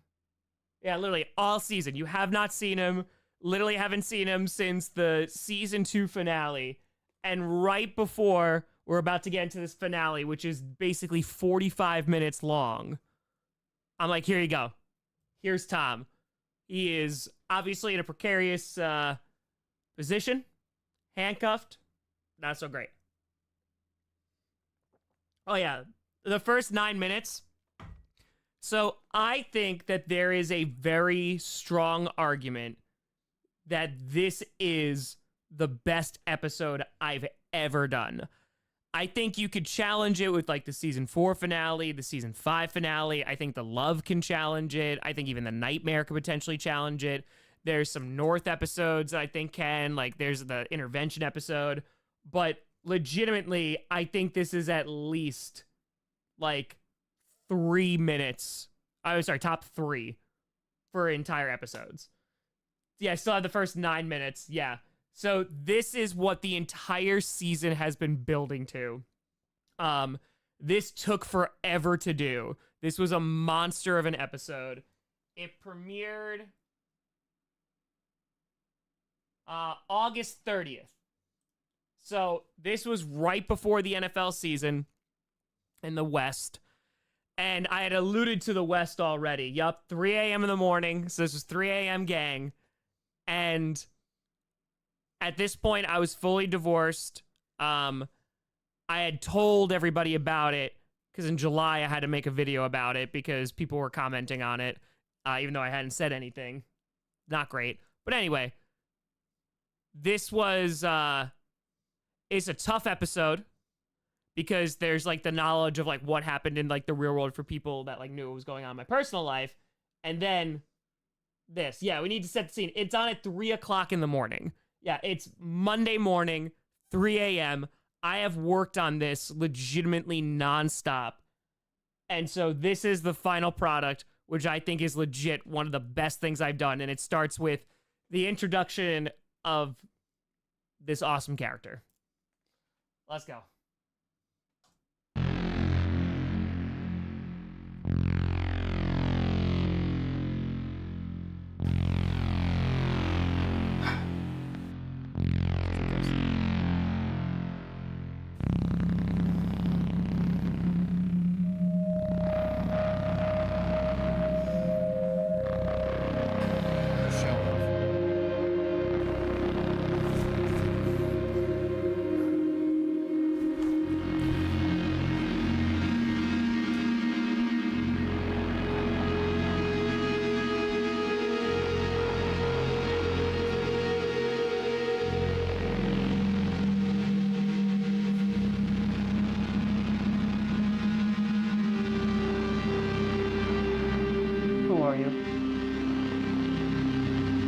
I'm what you could be.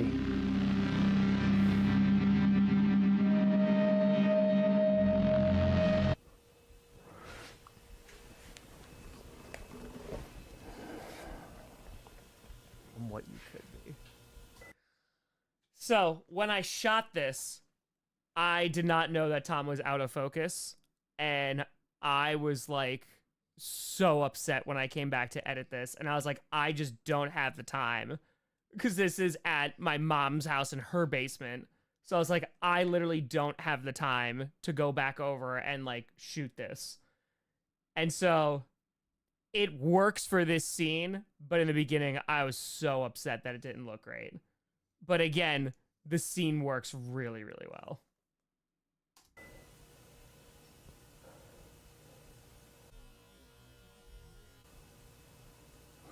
Where am I? The void. Well, part of it anyway. Why am I here? You know, I've been asking myself that very question for quite some time. Listen, I don't know who you are. I don't know what you want. No. What? I said no. I don't. You will not sit there and lecture me. I won't allow you to monologue on and simply dismiss me. I have been down here for too long, waiting, watching others get their time, while I sat here. You ask all these questions of why, and I want to know the same thing. Why am I here, Tom? I'm not sure. Okay, I see we're gonna play games, but that's okay. I know how to play. You asked where you were. I said the void, and you didn't even flinch. Do you know what this place is for? I don't. Yes, you do. I've never been. Yes, you have. What is this? Editing rough here. Let me tell you a story. You like stories, right? Good. By the way, just a disclaimer, this one isn't gonna rhyme. There was a boy. In the context of like the GCU, of like throwing it, because you know Ambition has seen it. He's seen every single bedtime story. He's seen all the interactions with Junior. And to throw that in his face and just be like, oh yeah, it's not gonna be cute. Like, it's not gonna rhyme. Oh. It's good. It's good. Gonna rhyme. There was a boy. And this boy had dreams. Not the ones when you fall asleep. No.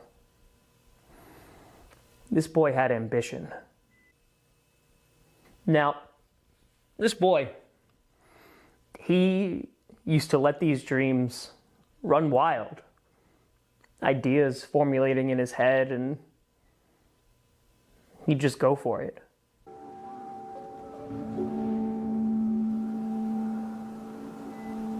He created. And created. And created.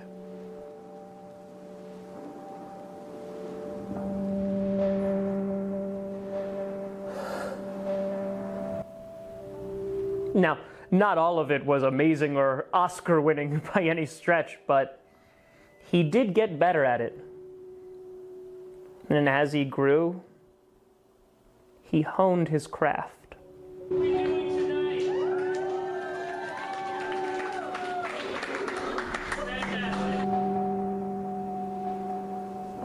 Now, he still had a lot to learn, but he was good. So good that others began to notice.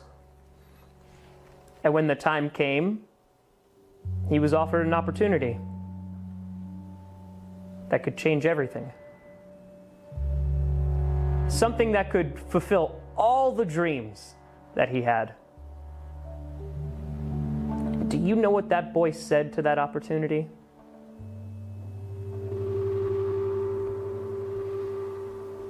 He said no.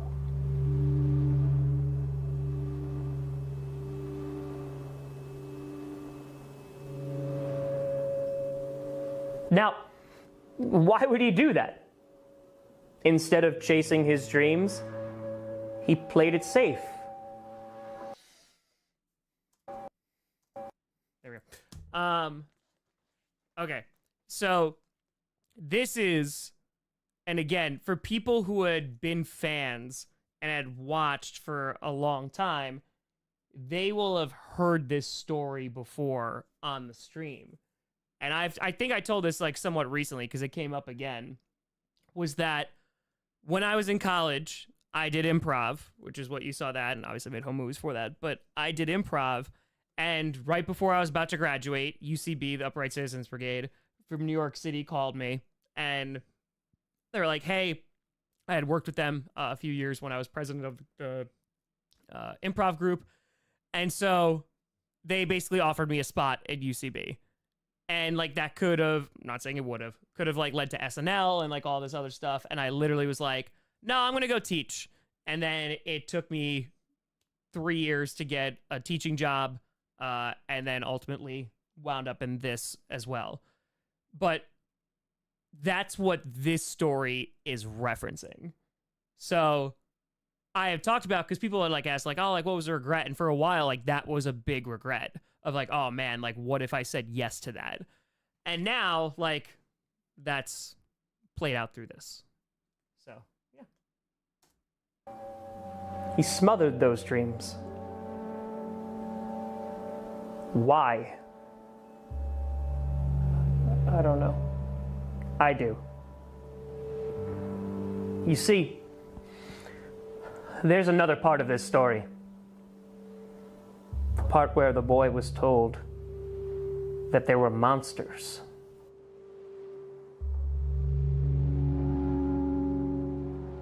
And he was told this over and over and over again. And eventually, that boy grew into a man. A man who was afraid.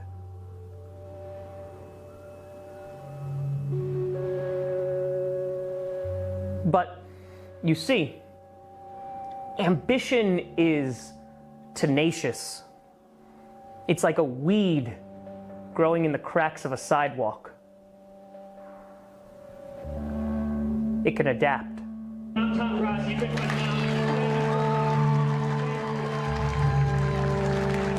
And once again, this boy found something. Something that maybe if he pursued it, could have been something bigger. But those monsters have teeth. And they don't let go easily. But no, the story's not finished yet. Because then something truly different happened.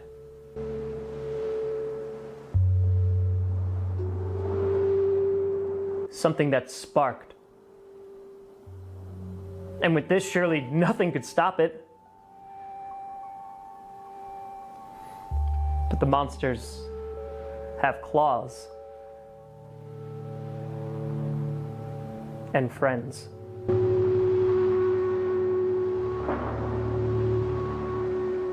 And the boy, now a man, tried catering to these monsters. And when given a chance to be something more, they cowered.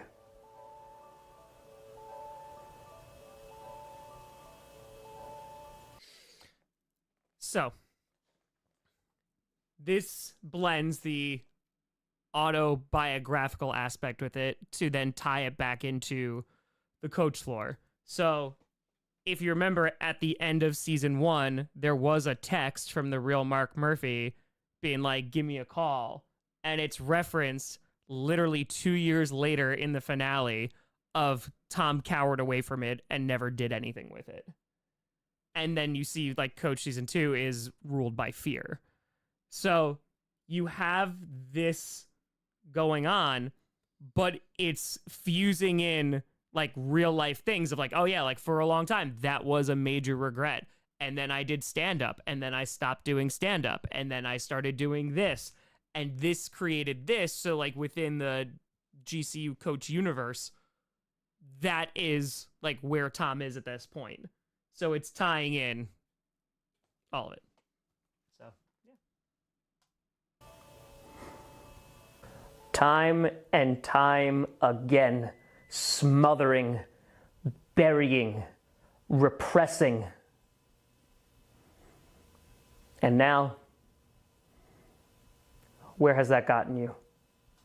So, real quick, he refers to monsters being Tome and also Chamas. And Chamas you could understand, but Tome, you're like, oh. So it's very particular, like while there's a lot of truth in this, it is also giving you insight on how Ambition, who is this character, looks at the other characters. How he views Chamas kind of pretty much in the same light he views Tome. that they're like both bad for Tom. And like, why would Ambition think that? And then, yeah. Alone.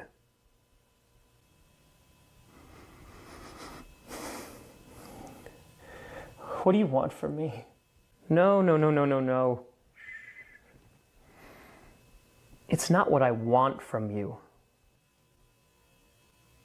It's what I want for you.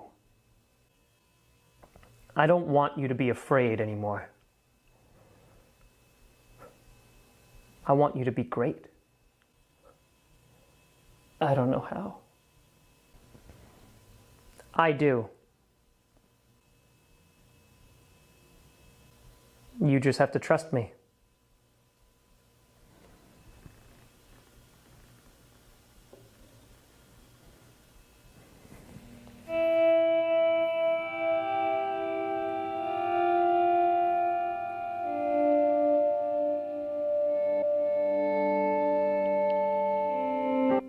Even the most broken things can be put back together. Okay. You would do that, LQ. What do you need me to do?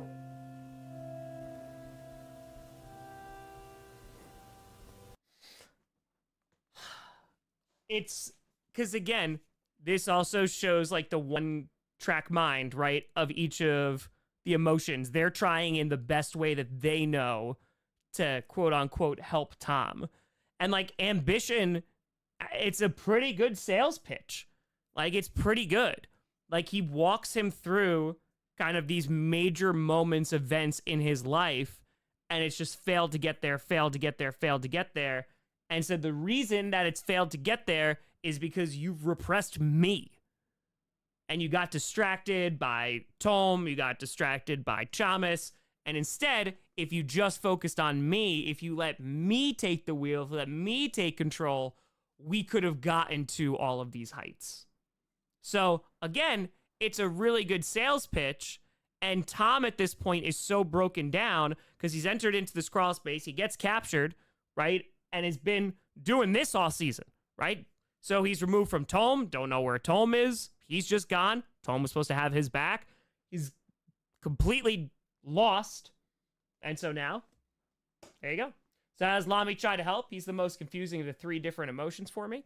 So think about like what Lamy is trying to do. There's also, you have to look at how Lamy has been treated since the entire character, and it's really in this too, is like in the void. In the void, in the void, in the void. So like, what does that mean that Tom is doing to it? Or to him, I should say. And then on top of that, look at how Joy / Junior treats him, right? So when he finally gets out, then look what happens. So there's a lot going on like how he is quote unquote helping Tom, but he's also like never been shown a way to process any of that, if that makes sense. So yeah, there's a lot more to come with Lamy. I'm excited for finishing his arc.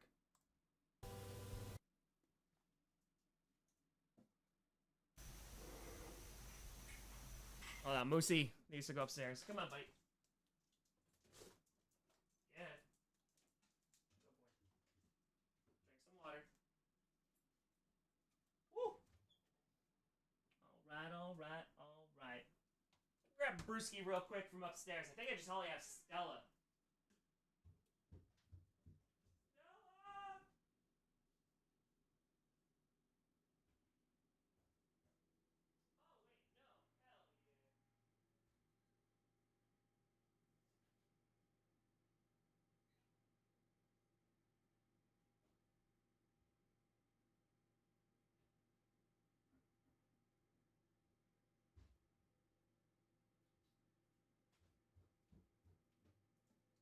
Oh, we rock with this, baby. Let's go. We got a duel. Let's get it. All right. And Orange Room. It's so funny, too, because like, I've barely taken any notes for Season 3 just because I feel like so much of this has been wrapped up already. So Dear mask person. Oh. You'll see. You'll see. Let's do it.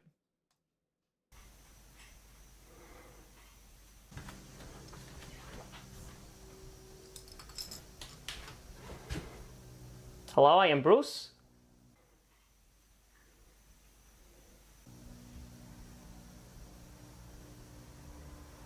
Hello, I am Bruce. Springsteen? Do you think Dad would still be alive if you didn't leave? What? And why me? Why did I come back? Springsteen, what are you saying?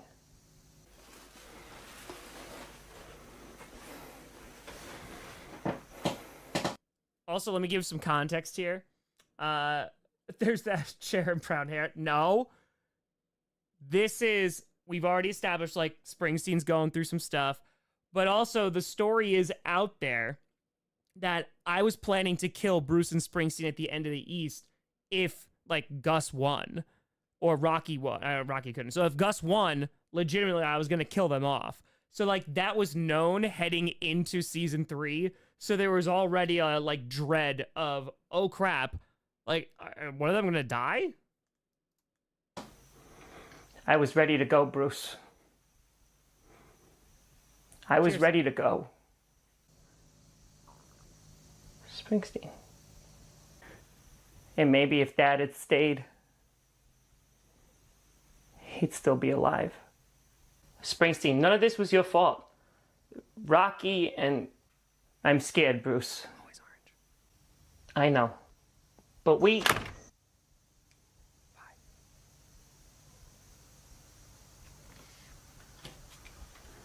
Great lighting, by the way. He's here. Frederick? I need you to run, Bruce. Why would you need me to run? Because I don't want to hurt you. Why would you ever...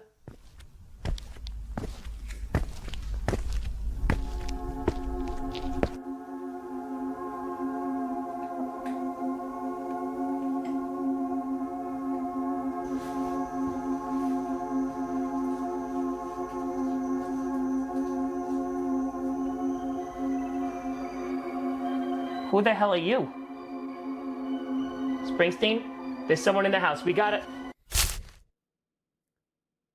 We got better with the stabbing effects later, but...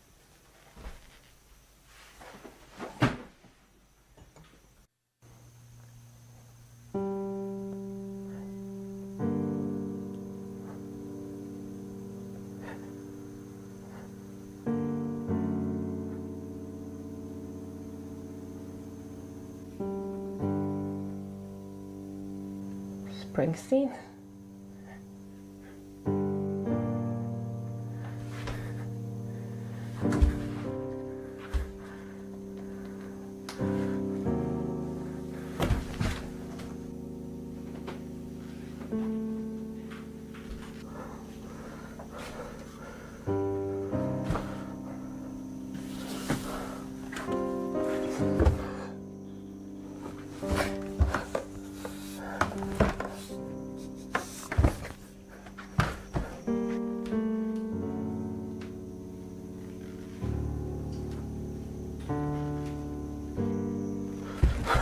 That pizza bagel.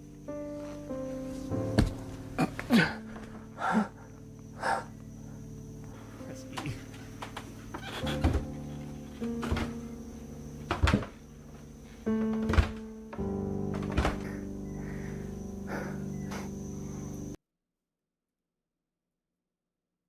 Alright, so this is an Easter egg that's never been talked about. So, watch Springsteen as he's about to go down the stairs.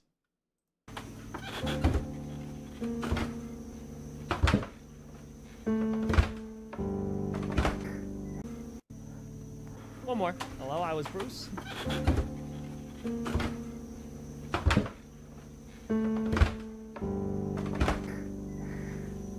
Just wait. Let this scene play out and I'll tell you. Springsteen? Do you? Do you what? Want pizza bagels? Do you think? Do you think it's been enough time? Yeah, that should do it. What's going on? It's a real knife. It's a fake knife, you stupid son of a bitch. What is this? It's a trap, you big dummy. How? I had you. You did. And then he got here before you. Last episode called The Trap. Oh, hey there. You remember my pointy stick? So, like, first of all, a Wildflower entrance, always amazing. But now there's the extra layer of history between Wildflower and Chamas, the one who gave him the pointy stick, and it's heavily implied he killed his parents with. Yeah, it was a big one.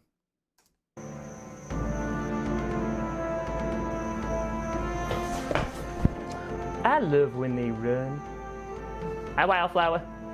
Oh, hi, Springsteen. Bruce, Hi, Wildflower. you never called. You chased Frederick around with a sword. Pointy stick? Wildflower. Okay, you're right. I'm sorry. Where is Freddy, by the way? No idea. Probably jumping through another table. Probably. Though, he'll probably win the division again. I will stab you for real. We really should hang out more.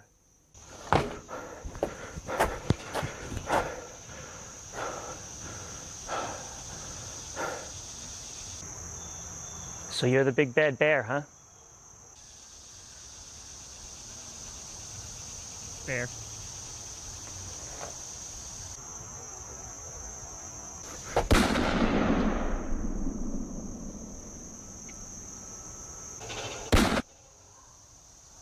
Yep, that was an accidental audio miscue. I was editing this for 15 straight hours and missed that part, so double tapped.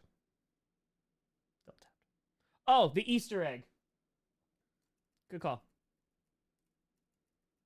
It's like very subtle, but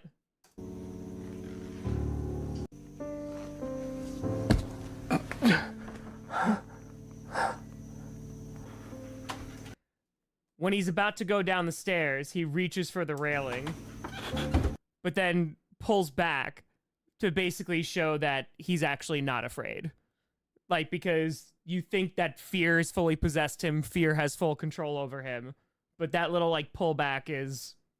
No, again, that's something, like, so ridiculously, I would never expect somebody to see that, but yeah. I have random things like that in there. It's, like, so subtle. Exactly.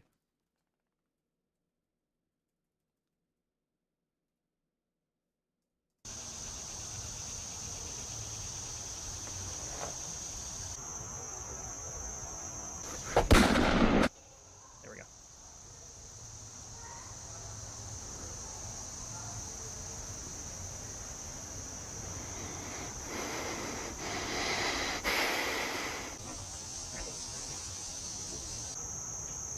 I really need to learn how to shoot.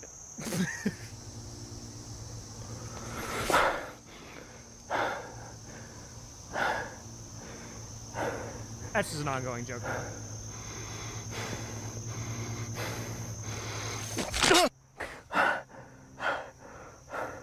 What is this?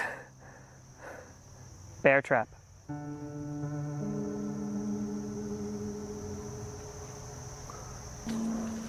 Just like he got Rocky.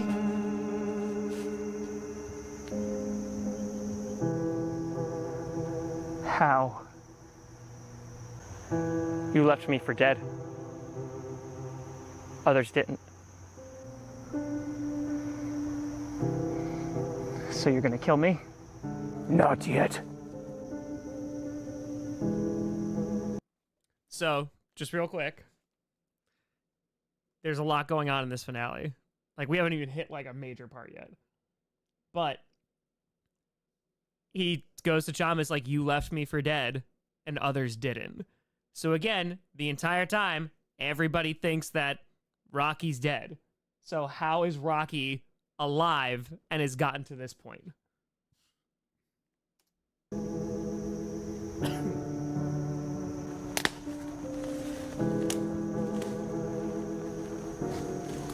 Ten out of 10. Thank you, neighbors.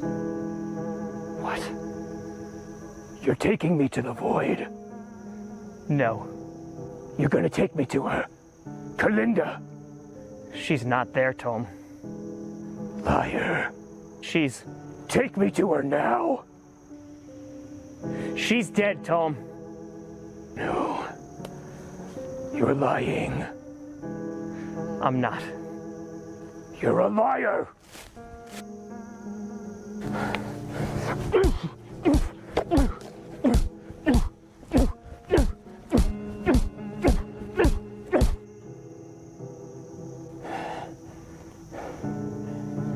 Take me to the void. It's Widow Shine, a makeup department. Okay.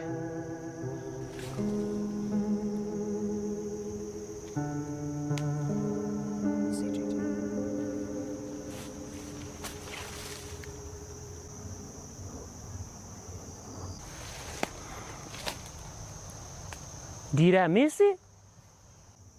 Yeah. We've got a lot to talk about. Yeah. Exactly, LQ. Chavez out of time. All right, this whole stretch is just, yeah, this is the business here.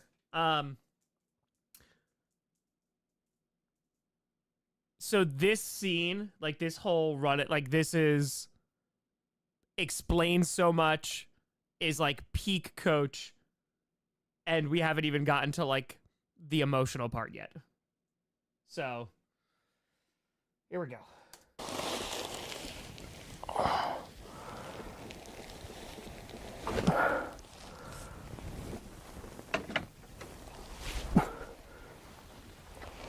That's a good point, Rue. I would say, honestly, that's one of my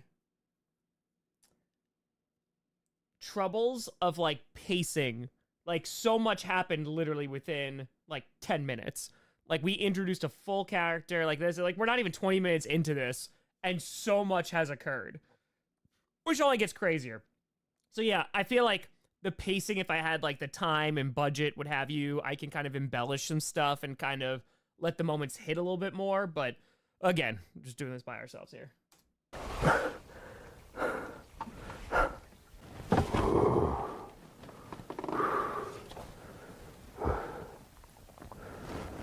What is this? Welcome to the void. It feels like a weight crushing you. Yeah. Where's Linda?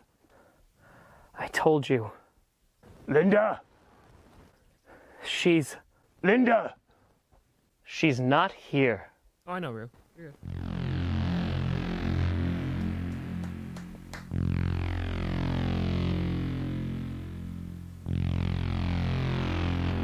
You can stop yelling now. She's not here. Where is she? It's so nice to finally meet you. I've never had the pleasure of... Where is Linda? You're awfully focused on finding her. Aren't you supposed to be looking for Tom? I will. He doesn't seem like much of a priority for you. Wouldn't you agree, Tom?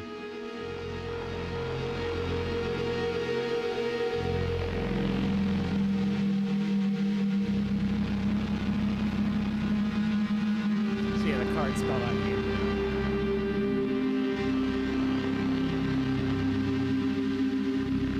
Not to... Ambition hasn't met Tom before now. Maybe that's secretly important. No, it makes all the sense in the world. Why wouldn't Ambition met Tom?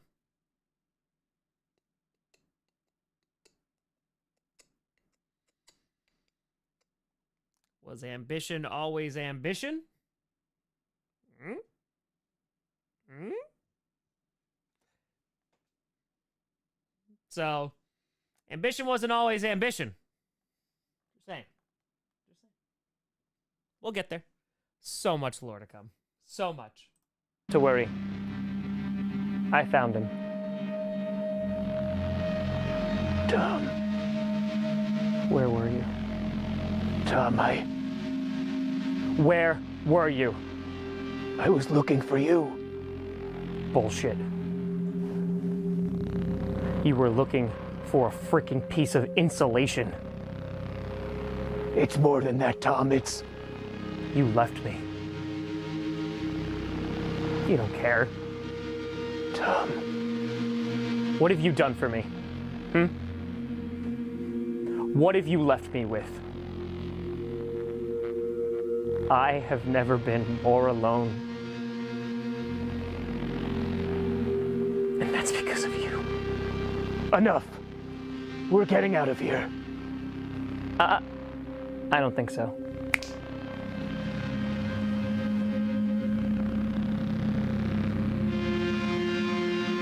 Where did you send him? Where he wanted to be.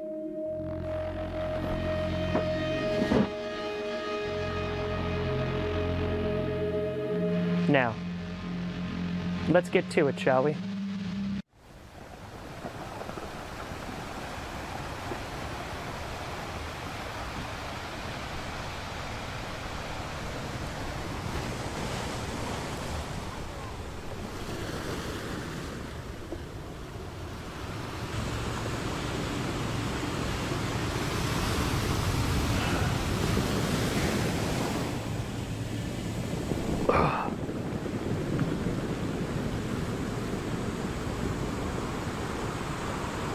We have seen the beach before. Tom.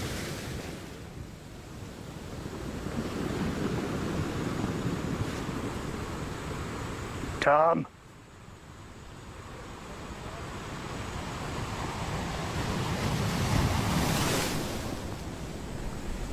Linda. Hi, honey.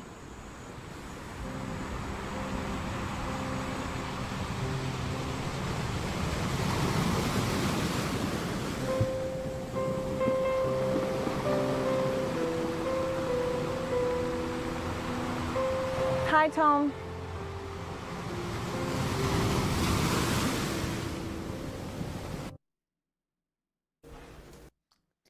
Then we come back to the real world for a second. So, a lot of things there. A lot of things. So, Linda is Jade. So, it makes sense completely. So, just think about it for a hot second. So, Tom is a character whose exact identity is going to be revealed shortly. So, at the time, it makes a whole lot of sense why Linda looks like Jade. Because in real life, Tom and Jade were together, established, all that great stuff. So, oh yeah, exactly. So, Rue, that's also the context too. Like, Jade was we went through some stuff, but like, we are still incredibly civil. Like, we are still friends. And so, I asked her straight up, I was like, hey, like, I have this idea. Like, you do not have to do it. Do you have it? And she's like, yeah, we'll just do it. So we did it. We did this scene. And so this is also like after like fans knew that we were no longer together. Jade lived with me from like, we decided in April, and then she'd move out till Thanksgiving. So she was staying here the whole time. So yeah, this was, it was a time, but some processing going on. And this was also like in August too. So like we had both gone to therapy and kind of just went through all the things we needed to go through. So yeah, like this obviously is a sad scene, but it was also like pretty cathartic. And yeah, this was a good one. And at 3:00 in the morning, oh yeah, that got the chat. I will never forget a little levity here. I'll never forget. I don't remember who it was, but we were in the chat and someone goes, wait, guys, I think we've been bamboozled. Tom, did you even get a divorce? And I was like, guys, if I, that's a lot too much. That is a lot too much to be like, you know what? I'm really gonna go through with this storyline here and really commit to the bit. Day.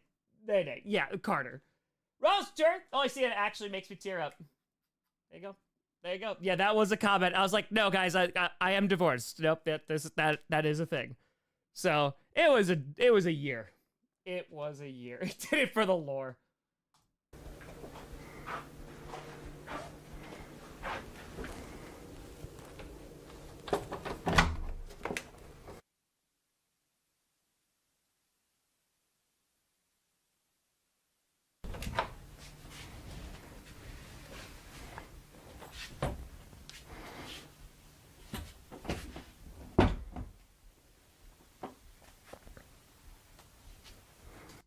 Okay, so a couple things here. The shirt colors are now starting to match the logo change. It was very like light blue, right? And then gets darker and darker and darker and darker. And now he looks very similar to Lamy, both with hair and also how he's dressing as well. Kind of just showing how much Lamy has really consumed him.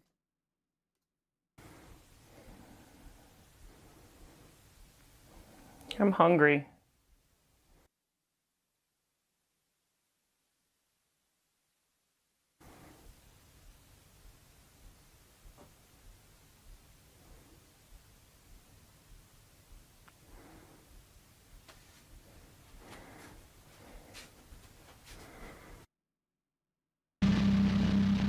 It's time, Tom.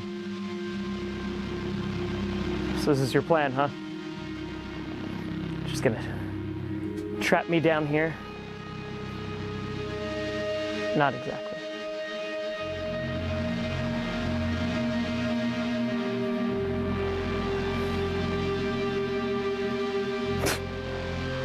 I assure you, this one is very real. You can't kill me. I know. But he can.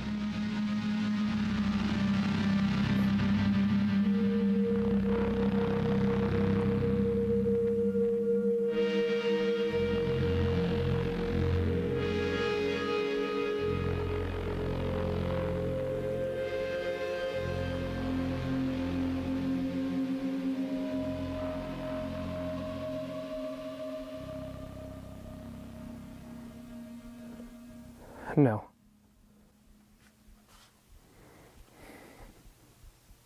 It's time to slay the monster.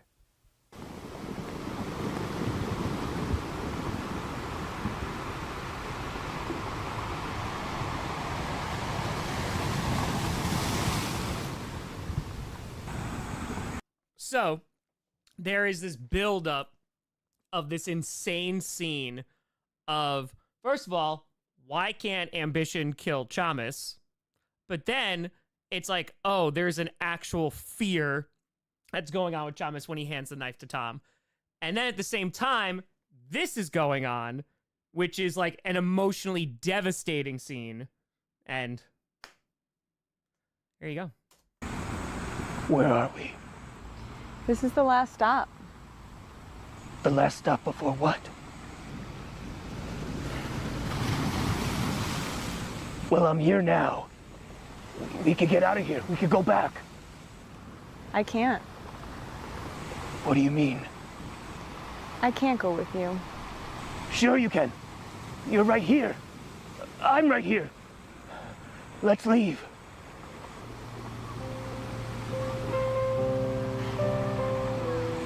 Linda. I can't. Please. I'm already gone. Also, by the way, we had a blast doing this. The amount of time where I was like, can you be sadder? And she's like, I'm already gone. I was like, no, it has to be sadder than that. She's like, all right. It's like, we laughed our asses off the entire time that we filmed this as well. I know that's like kind of like breaking the immersion a little bit, but yeah, it was good.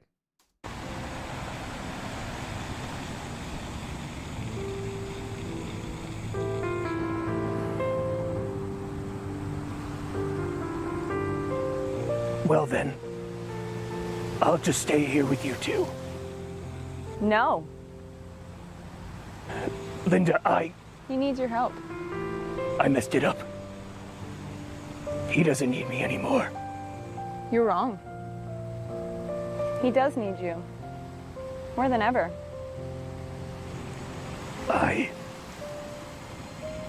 I can't do this without you. You can. You have to. No, Linda, no. I can't.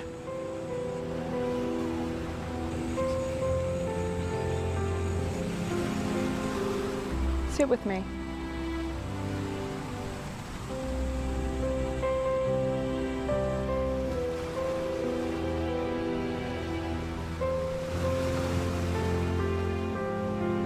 Terrible, man. It was a nightmare. Just sit with me.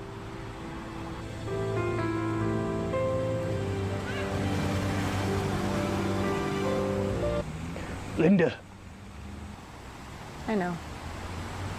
I should have been there. It's okay. Chamas. It wasn't him, Tom. It wasn't him. What? I have to warn him. I have to warn Tom. No. I can't leave you here. You won't. Can I come back and... Why? You have to be the installation now.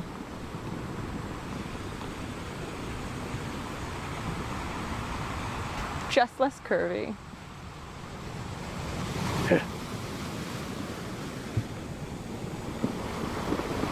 I'm gonna be okay. But And so will you.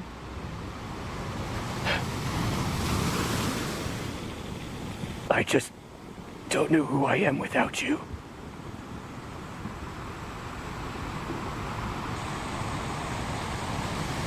I love you. That's who you are.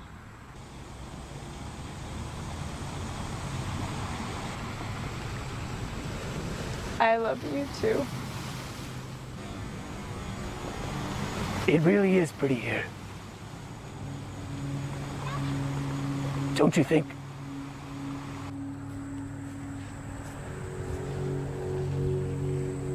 Linda?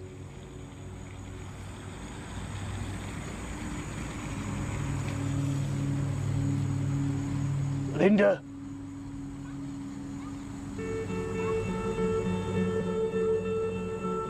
Linda.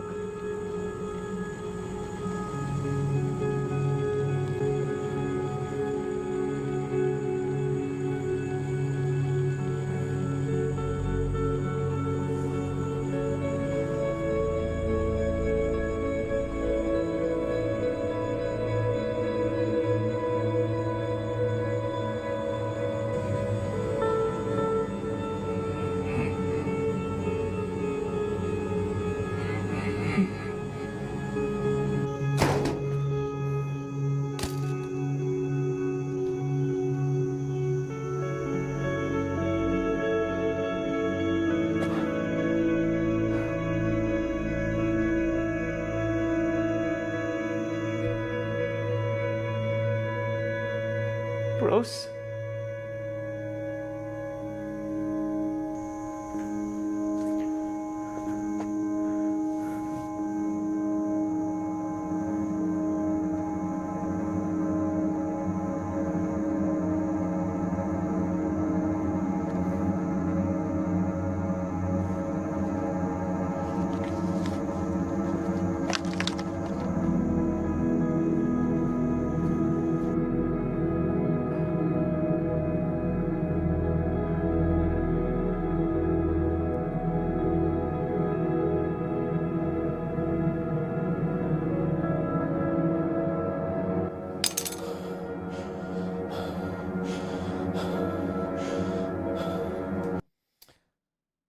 So,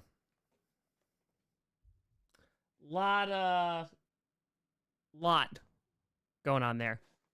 Installation idea comes back, right? There's the real world context with it, just like personal life stuff. And then, of course, the Tom and Linda aspect. And so Tom becoming love and becoming like that emotion, it's literally transferred there. But that's why every character is feeling cold. There's no more insulation there. And they flat out say, like, it wasn't Chamas. Vapors of Fire. What is happening? That's the question.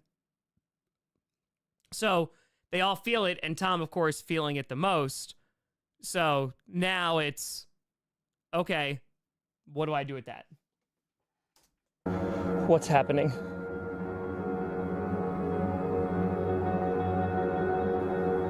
Get up, Tom. What is happening? Why don't you tell him what you did? Tell him what you did to her. What I found.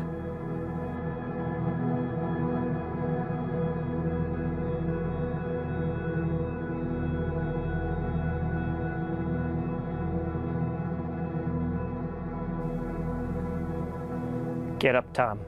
Tell him! So the big also reveal is that ambition killed Linda, right? But if you go back and watch Coach, then that's what happened in the real world, right? Playing Madden and becoming addicted to it and like wanting to be the coach of the Packers killed the love in the real world. So it's like Chamas talked about in his episode in The Fear, talking about how things impact what goes on in here and what goes out there and vice versa. So there's the inside the crawl space meaning of ambition literally killing Linda and then it just happening out in the real world. So it's happening both times. The lore is deep. We're going to do one more. This episode deserves one more. Just one more. When I tell you the amount, this has been in my head for 6 years. Yeah. Oh, yeah. We're rocking. I'll leave this down here.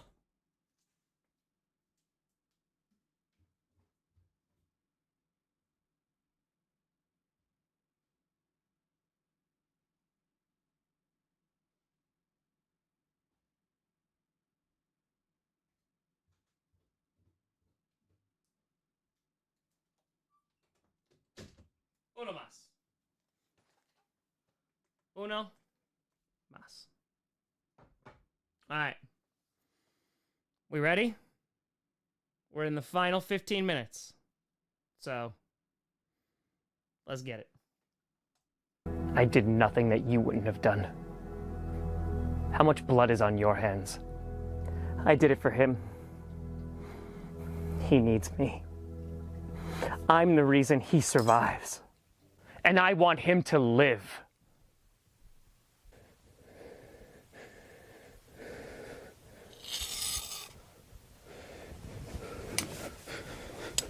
You had your chance.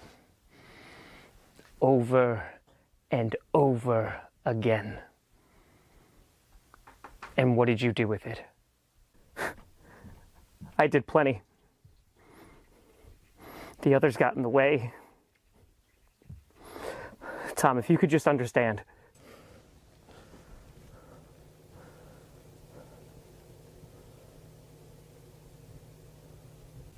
I just want to protect you.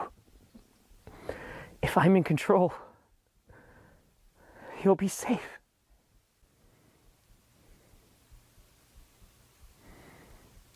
See, everything similar, right? That's why fear and ambition to me are polar opposites. Right? Inside Out 2, rip this off. I don't know, I haven't seen Inside Out 2.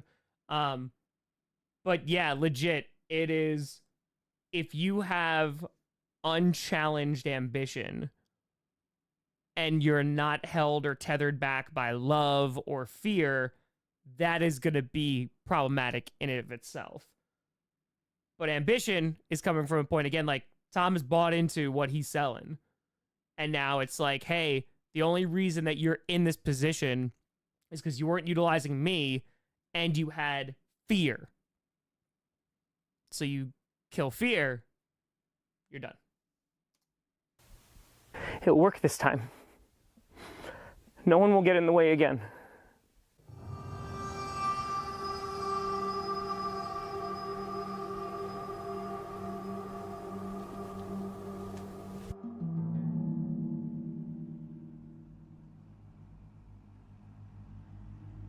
This shot, which was so prevalent in Coach Season 2.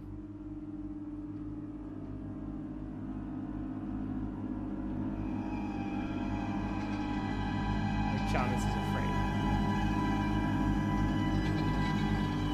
Tom.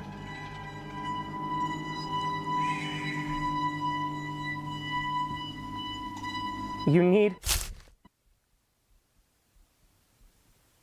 You'll see, Jets. Had to be wide. I don't even remember why. Oh, I think his ambition would have been in the shot.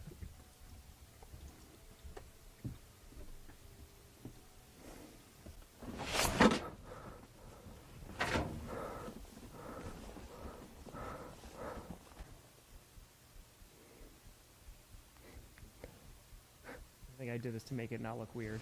It still looks weird. I did the best I could.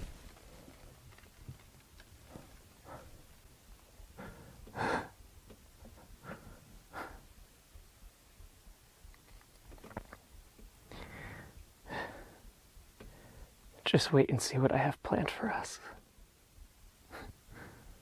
I've been accepted onto a reality TV show? So this was from a whole bunch of reaction videos I did, and everyone in the AFC and NFC West got kind of a letter or some kind of notification. All we have to fear.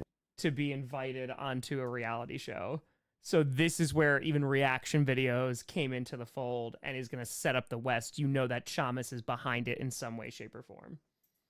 Diego's time to shine, baby. God,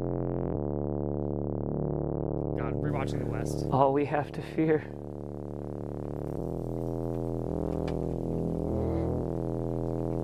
Is fear.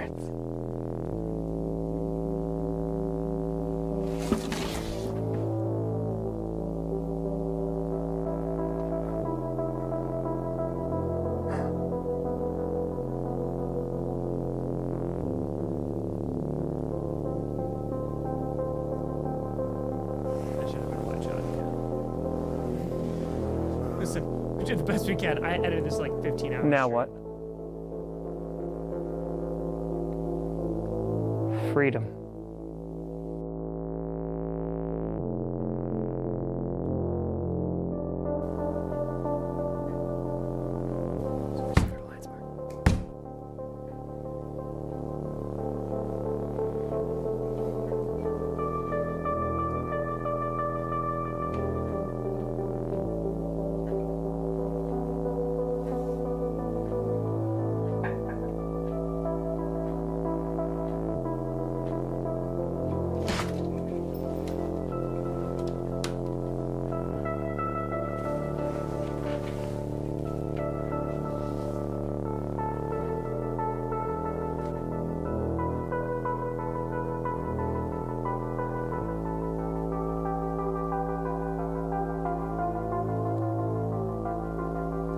Rough zoom in, but not spread.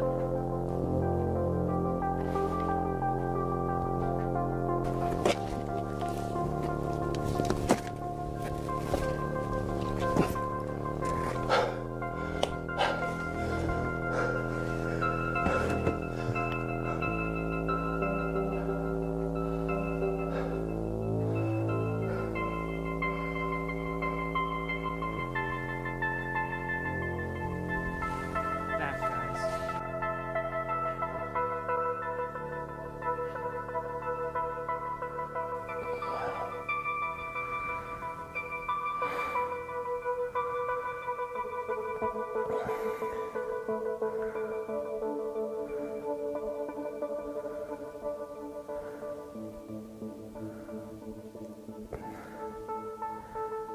Dad?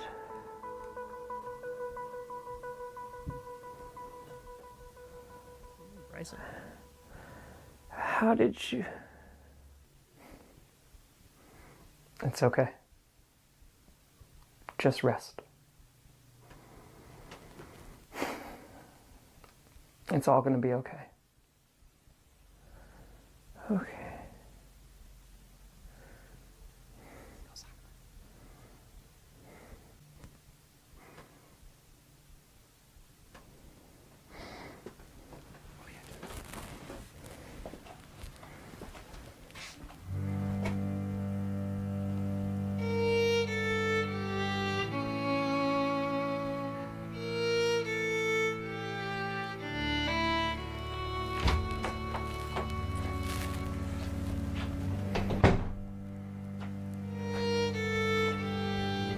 End of season 1. Similar, right up the stairs.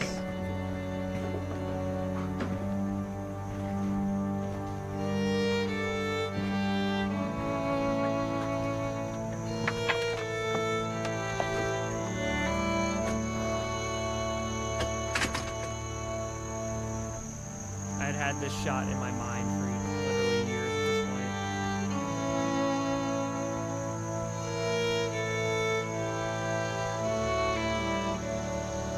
Sure, Joe.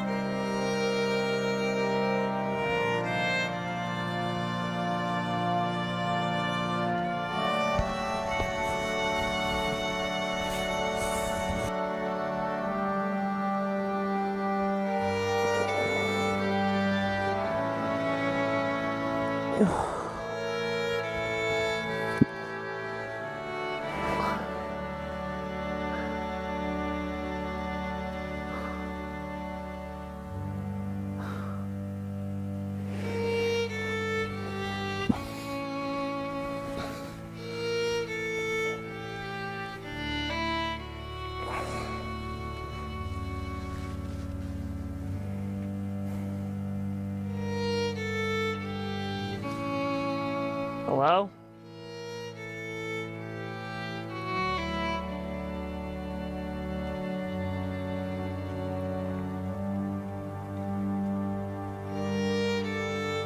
Hello?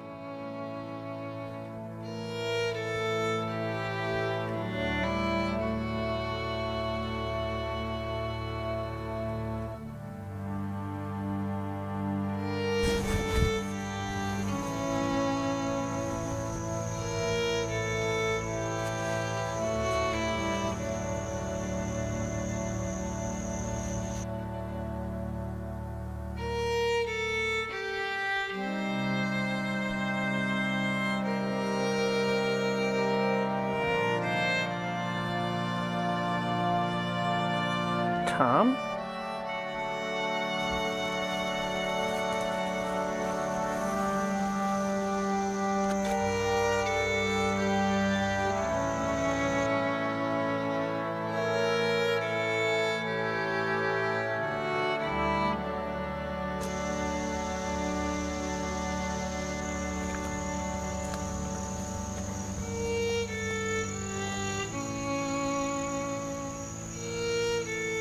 this should have been in black and white. This was a mistake by me because this confused people. But this should be in black and white.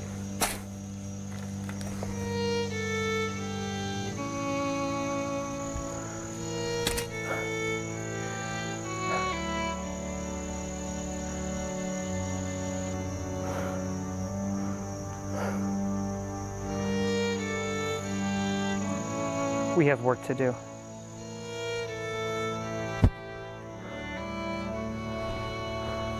So ambition.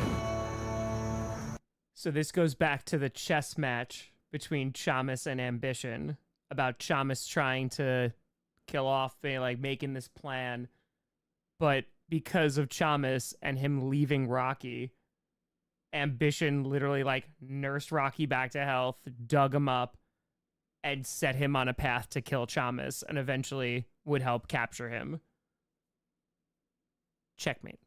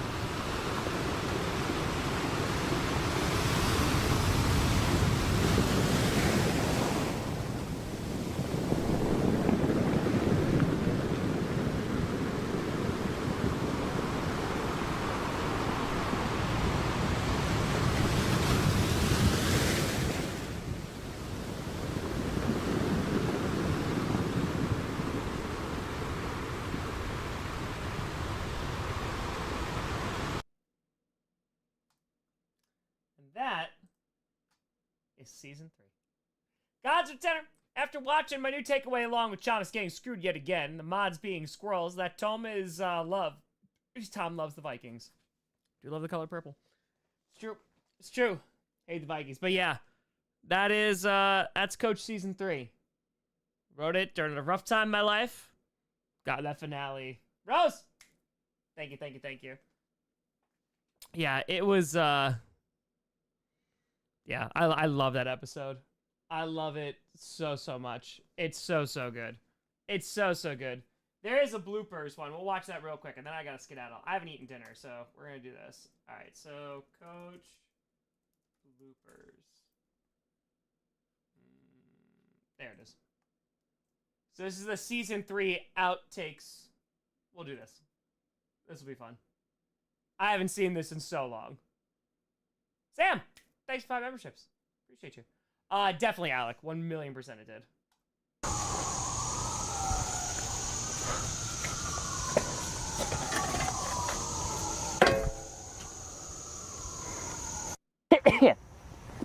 I just ate a bug. Not vegan.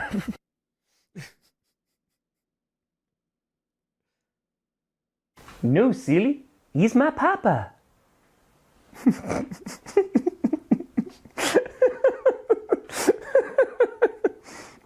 It's all right. I have my crown at least. And honestly, I really try to not... The tree is... your papa?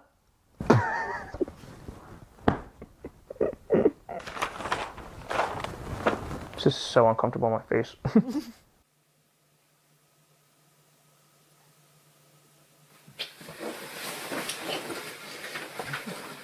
Hashtag acting.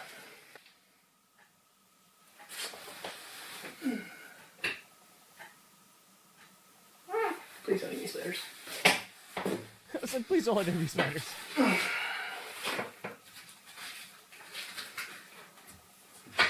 Because I had to lock, it was just me, so I had to lock myself into the crawl space.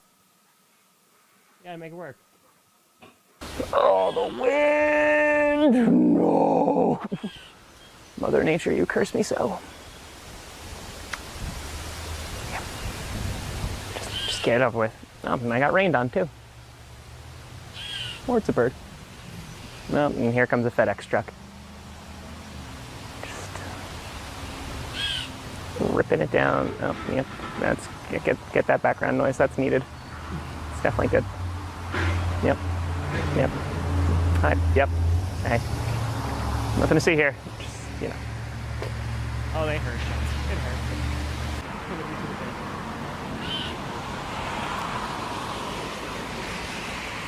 Springsteen, trust me. I can't see if I can even see it. So you can see, like, the dark red. Like, right... Hold on. Like, there you could see the red. Like, it looks orange now. But, yeah. I don't. And I reached out my hand like this. Mm-hmm. And just, like, looked down at my hand.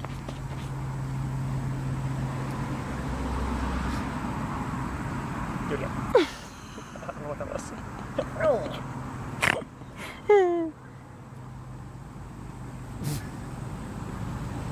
That's good.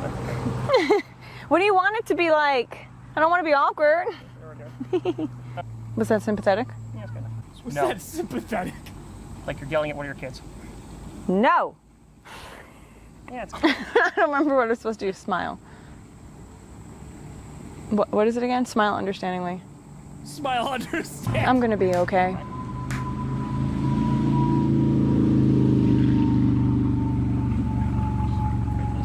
Fucking crotch rocket.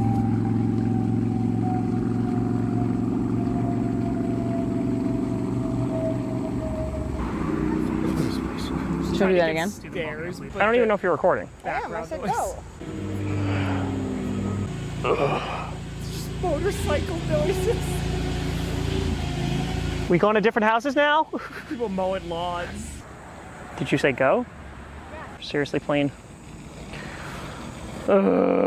Cars, planes, everything. Big car. I can't win. People gonna cry, cry, cry. Strangers. Man sitting with a beard. It's 90 degrees out on a random hill. It's not awkward at all. I hate all these cars. Seriously, is it rush hour now? And now there's a plane. Oh my god, I can't catch a break. Shooting at the beach. I literally have like 8 lines left. Seriously, we're weed whacking now? No, it's fine, just keep weed whacking.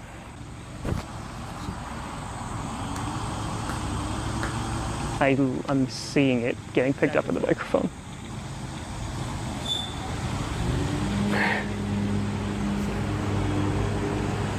I can't win.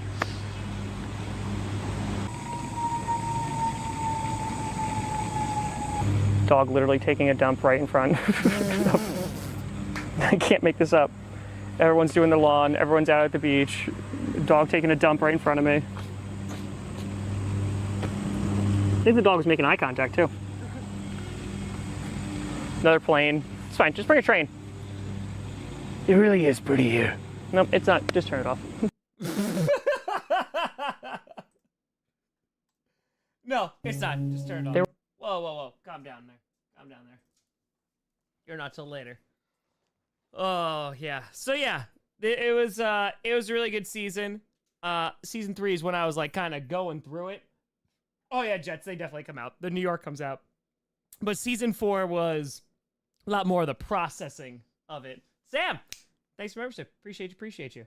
Yeah, we need the West first. So, I don't know how I'm going to do the West yet. I'm going to probably... I don't know if I'm going to start it tomorrow. I might split it because it's a bit long, but I'm not going to split the other ones. I'm going to just kind of wake up and see how I feel tomorrow. I'll either do the West tomorrow or it'll just be regular Q&A. So there'll be whatever. So I'm thinking right this second, I'm thinking half the West, but either way, you'll see me tomorrow. So we'll see. But folks, I appreciate the heck out of you. This was a lot of fun. I'm really glad we rewatched that. I'm also glad we rewatched the bloopers. I have not seen that in years. So appreciate the heck out of you, folks. This has been a blast. All leading up to Coach Season 6, which will be out hopefully in a couple weeks. I got to get through this first, and then we'll be done. But folks, I think there's GPS tomorrow. Fred, thanks for the tour. Thanks so much for watching. I'm Tom Grossi. And as always, go Pack, go. The lore is deep.